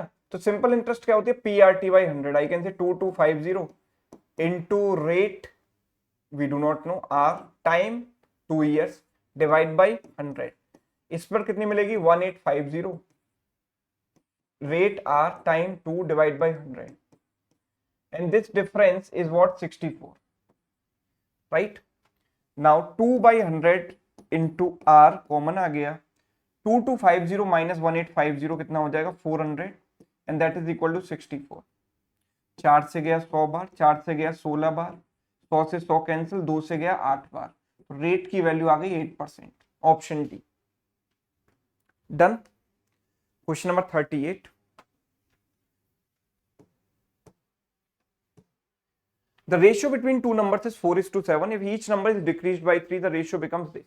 अच्छा, दोनों number में same decrease किया गया। Same decrease का मतलब है कि रेशियो को मुझे बैलेंस करना पड़ेगा, यहां पर और यहां पर डिफरेंस सेम बनाना पड़ेगा। ये दोनों डिफरेंस में सेम कैसे बना सकता हूं, जब मैं इन दोनों को सेम बना लूं। This is the basic thing, है ना? तो यहां मैंने देखा कि डिफरेंस 3 यूनिट्स है एंड ये डिफरेंस कितना है 21 यूनिट्स। 3 और 21 का एलसीएम क्या होता है 21। दोनों को 21 बना लो, ये तो ऑलरेडी 21 है, इसको 7 से मल्टीप्लाई कर दो। 28 and this is 49 and what about this is 25 and this is 46। So I can say कि this is 3 units, this is also 3 units. तो 3 यूनिट का गैप है और दोनों को 3 से ही डिक्रीज किया गया, मतलब 3 यूनिट की वैल्यू 3 है, यानी 1 की वैल्यू 1 हो गई। क्वेश्चन पूछ रहा है difference between the numbers, difference is how much, 21, right. Difference कितना है 21, तो 21 यूनिट्स की वैल्यू कितनी हो जाएगी 21, option B, right. Next, A and B invest in a business in the ratio 3:2. 10% of total profit goes to charity. At the end of 1 year, difference between A's share and B's share is 5,400. How much money did they donate in charity?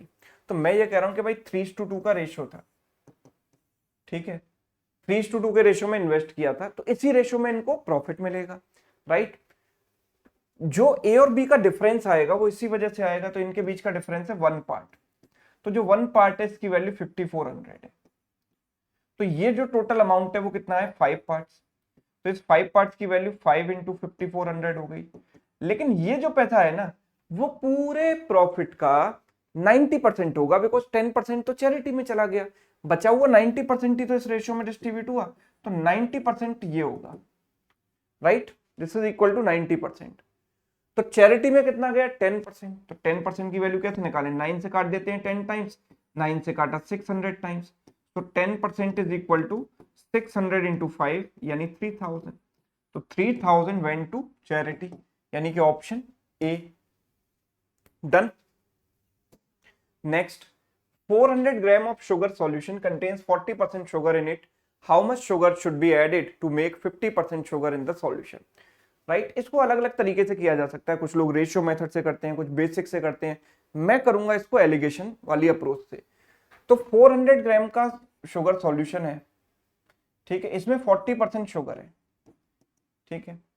कितनी sugar इसमें मैं add करूं, तो let's suppose x gram add कर रहा हूं और sugar add कर रहा हूं, शुगर का मतलब कोई मिलावटी शुगर नहीं, प्योर शुगर, प्योर शुगर का मतलब 100%, इसमें मैंने शुगर ही ऐड की, तो शुगर का परसेंटेज बढ़ जाएगा, जब आप इसमें प्योर शुगर मिलाओगे तो परसेंटेज बढ़ जाएगा, और बढ़कर कितना हो जाए 50% हो जाना चाहिए। So now we can use alligation technique here, तो this difference is 50, this difference is 10, तो 400 बाई x इक्वल्स टू 5/1 का रेशियो, 5 से गया 80 टाइम्स, x को उधर ले गए, x की वैल्यू आ गई 80, राइट, ऑप्शन डी, डन है। यस, क्वेश्चन नंबर 41, अब हम बढ़ रहे हैं अपने आखिरी पड़ाव की तरफ। आखिरी पड़ाव का मतलब 50 क्वेश्चंस की जो मिनी मैराथन है उसमें क्वेश्चन नंबर 41, लास्ट 10 क्वेश्चंस हमारे बचे हैं, वो और देख लेते हैं। Rohan gets a profit of 11.25% by selling an article for 890, how much profit in rupees he would have received if he had given 5% discount on the selling price, ठीक है। तो 11.25% का मतलब क्या, 11.25% का मतलब हुआ भाई, मैं कह सकता हूं 11.25 मतलब 1/4%, तो इट इज 44 प्लस 1 45/4%। जब परसेंटेज हटाएंगे तो 45/400 आ जाएगा, 5 से गया 9 टाइम्स, 5 से गया 80 टाइम्स, तो यानी इसका मतलब हुआ 9/80, ठीक है। 9/80 का प्रॉफिट होने का मतलब है कि 80 रुपीज की चीज को 9 रुपीज के प्रॉफिट पर बेचूंगा, तो 89 पर बेचूंगा, राइट। तो मैं कितने पर इसको सेल कर रहा हूं 890 पर, यानी ये 890 हो गया, इसका 10 टाइम्स, तो इसका 10 टाइम्स कितना हो गया 800, दिस इज कॉस्ट प्राइस, ये कॉस्ट प्राइस आ गया। How much profit she would have received if she had given 5% discount on the selling price, तो ये जो सेलिंग प्राइस है इस पर आप 5% डिस्काउंट दे दोगे, ठीक है, 5% डिस्काउंट दे दोगे। अभी तक आपको जो प्रॉफिट हो रहा था वो 90 रुपीज का हो रहा था, जितना आप डिस्काउंट बढ़ा दोगे, है ना, मैं ये कह रहा हूं कि भाई आप सोचो, इसको छोड़ो, आप डिस्काउंट में जितना इंक्रीज करोगे ना आपके प्रॉफिट में उतना ही डिक्रीज हो जाएगा। कोई शॉपकीपर क्यों नहीं चाहता ज्यादा डिस्काउंट देना, क्योंकि ज्यादा डिस्काउंट देने से उसका प्रॉफिट कम हो जाता है ना, जितना वो डिस्काउंट ज्यादा देगा उतना ही प्रॉफिट में कमी आ जाएगी। डिस्काउंट वो कितना दे रहा है 890, sorry this is the selling price, इस पर 5% अगर मैं इसका निकालूं तो 10% है 89, तो 89 का हाफ किया तो 44.5, ठीक है। तो ये जो है आपके प्रॉफिट में कमी आ जाएगी क्योंकि आप इतना डिस्काउंट और दे रहे हो। तो ये जो प्रॉफिट था इतना था, इसमें 44.5 आपका कम हो जाएगा, तो कितना बचेगा 45.5। So the new profit is option D. Clear? Yes. Next, simple interest received on a sum of money is 8/9 of the principal। 8/9 of the principal यानी 9 रुपए अगर प्रिंसिपल था, अगर 9 रुपए प्रिंसिपल था,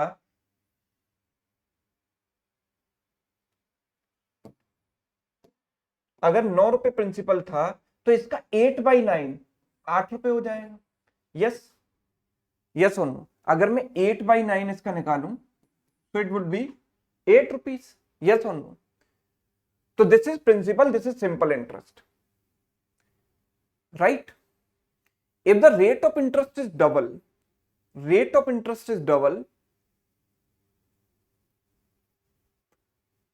of the time duration। ठीक है, what is the time duration? तो एक काम करते हैं, देखो टाइम ड्यूरेशन मैंने मान ली x, so rate of interest would be 2x। तो सिंपल इंटरेस्ट क्या मिल रही है मुझे? 8 रुपए। And simple interest is always PRT/100। Principal मेरे पास कितना था? 9 रुपीज। रेट कितना है? 2x। This is what time is x divide by 100, right? 2 से गया ये 4 बार, तो मैं कह सकता हूँ x² इक्वल्स टू 400/9। तो x की वैल्यू कितनी आ जाएगी? इसका स्क्वायर रूट 20, इसका square root 3। So what is the time duration? 20/3। 20/3 मतलब 3 × 4 18, 6/2/3 ईयर्स, राइट? तो 6 ईयर्स एंड 2/3 ईयर्स का मतलब 1 ईयर में होते हैं 12 मंथ, तो इसको 12 से मल्टीप्लाई कर दो, 8 मंथ्स आ जाएगा, है ना? 6 ईयर्स 8 मंथ्स। ठीक है, 6 years 8 months, option B. Okay, all right. Next question number 43 आपके सामने, देखो जरा इसको। In a school 1/3 of the number of boys and 1/4 of the number of girls stood first in the examination. First आए, first 1/3 of boys and 1/4 of girls. What % of total number of students stood first in the examination? अच्छा, मुझे देखो boys का लेना है 1/3, तो 1/3 मतलब मैंने बॉयज मान लिए 3x, तो इसमें से x फर्स्ट आए, और गर्ल्स का लेना है 2/4, है ना? तो गर्ल्स को 2/4 का मतलब क्या होता है? 1/2, हाफ बाई 2/4 मतलब 1/2। तो इसको मैंने 2y मान लिया। अब इसको सेम वेरिएबल नहीं ले सकते भाई, बॉयज एंड गर्ल्स में रिलेशन नहीं पता ना आपको, राइट? कि बॉयज एंड गर्ल्स का रेशियो क्या है, we do not know the ratio, so how can we take same variable? So we have to take different variables. तो इसका हाफ, इसका हाफ हो गया y। तो कितने % स्टूडेंट फर्स्ट आए? तो मैं कह सकता हूँ x + y फर्स्ट आए। टोटल स्टूडेंट कितने थे? 3x + 2y इंटू 100 कर दो। इसके आगे सॉल्व कर सकते हो क्या? नहीं, जब तक मुझे x और y का रेशियो नहीं पता मैं इसके आगे बढ़ ही नहीं सकता। So answer is data inadequate, data not sufficient. ठीक, next, in a 3-digit number the sum of the digits is 10। if 9 is subtracted from the number then the digits of the unit place and tens place interchange, then which of the following is the possible original 3-digit number? तो देखो equation बनाकर भी हम इसको कर सकते हैं। Best रास्ता है कि आप ऑप्शन से करो। सम ऑफ डिजिट्स इज 10, तो 10 यहाँ पर 6 + 4 10, this is also 10, this is 10, this is 10। बड़े स्मार्टली ऑप्शन रखे गए, सब में सम 10 है, तो फर्स्ट कंडीशन सब में सेटिस्फाई हो रही है। अब सेकंड है, when 9 is subtracted from the number, 9 अगर मैं यहां से सब्ट्रैक्ट करता हूं तो कितना मिलेगा मुझे? 225, सॉरी 325। तो कौन सी डिजिट इंटरचेंज होने चाहिए थी? Unit place and tens place interchange होना चाहिए था, मतलब इन दोनों को इंटरचेंज होना चाहिए था, मतलब मुझे 343 मिलना चाहिए था, जो कि नहीं मिला, तो एलिमिनेट हो गया। इसमें से 9 आप माइनस करोगे तो कितना मिलेगा? 145। तो ये दोनों इंटरचेंज हो गई, बिल्कुल हो गई, 5 4 की जगह 4 5 हो गया, यानी ये सही है। तो दोनों कंडीशन सेटिस्फाई हो रही है यहाँ पर, ये करेक्ट है, आगे चेक करने की जरूरत ही नहीं। Question number 45, a person covers a certain distance in 12 hours if he increases the speed bye 6 and it takes 2 hours less to cover the same distance, find the length of the journey। ठीक है, अगर वो अपनी speed 6 से बढ़ा देता है, तो स्पीड अगर उसकी s है तो अब s + 6 हो जाती है, राइट? तो उसे 2 आवर्स कम लगते हैं, मतलब वही, देखो मैं इसको छोड़ूंगा, अब मैं टाइम की बात करूंगा। तो टाइम अगर पहले 12 आवर्स लगता है तो अब 2 आवर्स कम लग रहे हैं to cover the same distance, यानी अब 10 आवर्स लग रहे हैं। तो अगर टाइम का रेशियो इतना है तो स्पीड का रेशियो रिवर्स हो जाएगा, बिकॉज डिस्टेंस तो सेम है, सेम डिस्टेंस बोला है, यानी स्पीड का रेशियो इतना है, तो 2 यूनिट का चेंज आया है स्पीड में, और एक्चुअल में उसने कितनी बढ़ाई है 6 किलोमीटर पर आवर, तो 1 यूनिट की वैल्यू 3 हो गई। 1 यूनिट की वैल्यू 3 हो गई, तो 10 की वैल्यू कितनी हो गई 30। 30 की स्पीड है और 12 आवर्स टाइम लगता है, यानी डिस्टेंस कितनी हो जाएगी 30 इंटू 12, यानी 360 kilometre. So the right answer is 360 kilometre, option B. Option B is correct. Next देखिए क्वेश्चन नंबर 46 ट्राई कीजिए।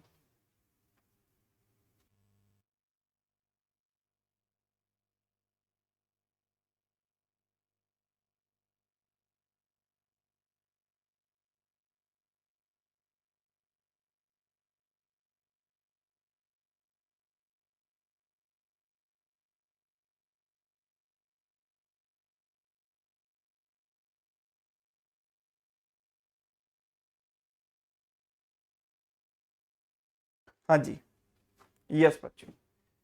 अ dishonest petrol pump owner mixes kerosene in petrol.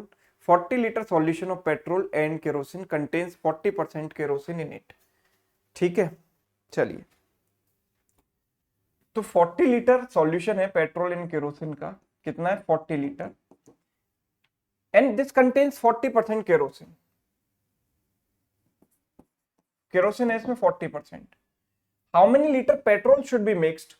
भाई पेट्रोल आप में इसको मिला रहे हो, तो देखो, अच्छा इसमें केरोसिन अगर 40% है, मैं पेट्रोल की कॉन्सेंट्रेशन की बात करूं तो इसमें पेट्रोल कितना होगा 60%। यस, यस और नो? 40% केरोसिन है तो रिमेनिंग 60% क्या होगा, यहाँ पर पेट्रोल होगा। अब इसमें मैं क्या मिला रहा हूं, पेट्रोल मिला रहा हूं। How many litre petrol should be mixed? तो लेट सपोज 100% पेट्रोल मिला रहा हूं x लीटर। भाई पेट्रोल का मतलब तो प्योर पेट्रोल हुआ ना, उसमें कोई मिलावट नहीं है, मैं उसमें प्योर पेट्रोल मिला रहा हूं। अगर मैं प्योर पेट्रोल मिलाऊंगा तो पेट्रोल की कॉन्सेंट्रेशन बढ़ जाएगी, और वो कितनी हो जानी चाहिए 80%। पेट्रोल की कॉन्सेंट्रेशन 80% हो जाए। तो आप देखो कि इन दोनों का डिफरेंस है 20, इन दोनों का डिफरेंस है 20, सो 1:1 का रेशियो है। यानी 1 पार्ट की वैल्यू अगर 40 है तो इस 1 पार्ट की वैल्यू भी 40 लीटर हो जाएगी। यानी कितना पेट्रोल मिलाना चाहिए 40 litre, option A. Done. Next, Rohan started a business by investing 12,000। After 4 months from starting, Ravi joined him by investing 72,000. What will be the ratio of their profit at the end of 1 year? 1 year के and में ratio of profit क्या होगा, देखो।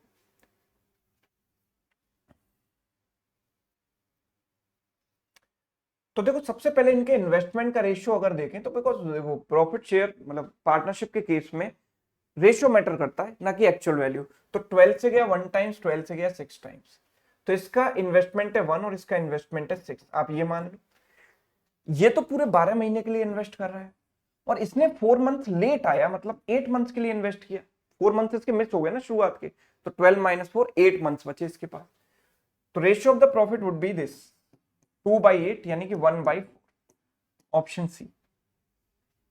Next, the average cost price of 2 trouser and 5 shirts और 3 shirts and 4 trousers is 1350। ठीक है, तो हम ये कह सकते हैं, देखो 2 ट्राउजर्स प्लस 5 शर्ट्स है ना, इनका जो एवरेज कॉस्ट प्राइस है वो 1350 है, और and this is also equal to 3 shirt and 4 trouser. इनके टोटल प्राइस को 7 से डिवाइड करूंगा, बिकॉज टोटल 7 आर्टिकल्स हैं, एवरेज निकाल रहा हूं तो नंबर ऑफ आर्टिकल से डिवाइड भी तो करूंगा। 7 से 7 कैंसिल हो जाएगा, सो आई कैन से कि 5 माइनस 3 यानी 2 शर्ट्स इक्वल्स टू 4 माइनस 2 यानी 2 ट्राउजर। तो शर्ट और ट्राउजर सेम है, शर्ट और ट्राउजर का कॉस्ट प्राइस सेम है, और इसको मैंने एक्स मान लिया। अगर मैंने इसको एक्स मान लिया तो 2 प्लस 5, 2x प्लस 5x यानी 7x हो गया, और एवरेज कितना हो गया divide by 7, and this is equal to 1350। तो x से x 7 से 7 कट गया, x की वैल्यू इतनी आ गई। सो what is the cost price of 3 trouser and 5 shirts? तो 3 ट्राउजर का मतलब 3x and this is 5x, तो टोटल हो गया 8x। तो 8x की वैल्यू कितनी हो जाएगी 8 इंटू 1350, x की वैल्यू रख दी यहां पर। ठीक है, 10,400 प्लस 400 यानी 10,800 आ जाएगा। Yes yes yes yes, 10,800, option B. Done. Yes. Question number 49, in a cricket match the run scored by Kohli was 25% less than that of Dhoni, then the run scored by Dhoni was what percent more than that of Kohli? Is a basic percentage question, है ना। Percentage statements आपको decode करना आना चाहिए, आप आराम से इसको कर सकते हो। कोहली एंड धोनी, देखो 25% का मतलब होता है 1/4। तो देन के बाद क्या आया, धोनी। जो देन के बाद आता है या ऑफ के बाद आता है उसको हम बेस के बराबर लेते हैं, बेस इज व्हाट 4। तो धोनी के रन आ गए 4, तो कोहली के जो रन है वो 25% कम है, यानी 4 पर 1 कम, यानी 3 हो गए, राइट। तो run scored bye Dhoni was what percent more than that of Kohli, तो धोनी कोहली से कितना ज्यादा है, 1 ज्यादा है। अब कोहली के रेस्पेक्ट में पूछा है, दैट के बाद क्या आया है, देन के बाद आया कोहली, तो कोहली को बेस में रखेंगे 1/3, 1/3 इंटू 100 करेंगे, कितना आएगा 33.33%, right, done. And this is the last question जो आपके लिए होमवर्क है, इसको सभी लोग ट्राई करेंगे और कमेंट करके मुझे आंसर बताएंगे। तो ये थी भाई हमारी 50 क्वेश्चंस की एक मिनी मैराथन, राइट, जिसमें हमने सारे इंपॉर्टेंट क्वेश्चंस सारे टॉपिक को टच करते हुए कवर किए, राइट। तो एक अच्छा खासा आपका रिवीजन कराने की प्लानिंग थी, कोशिश थी, है ना। उम्मीद करता हूं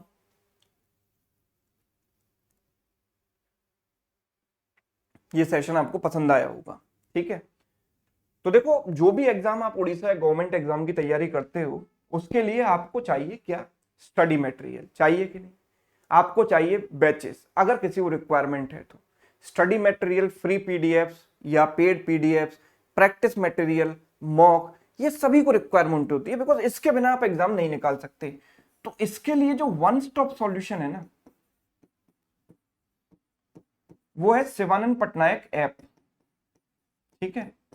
शिवानंद पटनायक जो ऐप है वो बहुत ही स्मूथ, बहुत ही बेहतरीन ऐप है, जहां पर आपको एकदम काम की चीजें मिलती हैं। जो भी एग्जाम आता है, जैसे ऑफिसर्स बैच है ना, ऑफिसर्स बैच जो है सीजीएल के लिए और सीएचएसएल के लिए था, है ना, वो कंप्लीट हो चुका है, वो भी वहां पर है रिकॉर्डेड फॉर्मेट में। इसके अलावा आगे जो भी एग्जाम आने वाले हैं, जैसे एएसओ एग्जाम है, उसके लिए बैच मिलेगा, उसके लिए मॉक टेस्ट की सीरीज मिलेगी, है ना, सीएचएसएल के लिए मॉक टेस्ट निकाला था। तो ये इस ऐप को आप जरूर अपने फोन में डाउनलोड कर लो, है ना, ताकि जो भी स्टडी मटेरियल यहाँ पर आता है वो आपसे मिस ना हो, ठीक है। और अगर आपको ये सेशन अच्छा लगा है तो अपने दोस्तों के साथ शेयर जरूर कीजिएगा, कमेंट करके अपना फीडबैक जरूर दीजिएगा, राइट। और चैनल पर अगर आप नए हैं तो चैनल को सब्सक्राइब कर लेना। Thank you so much.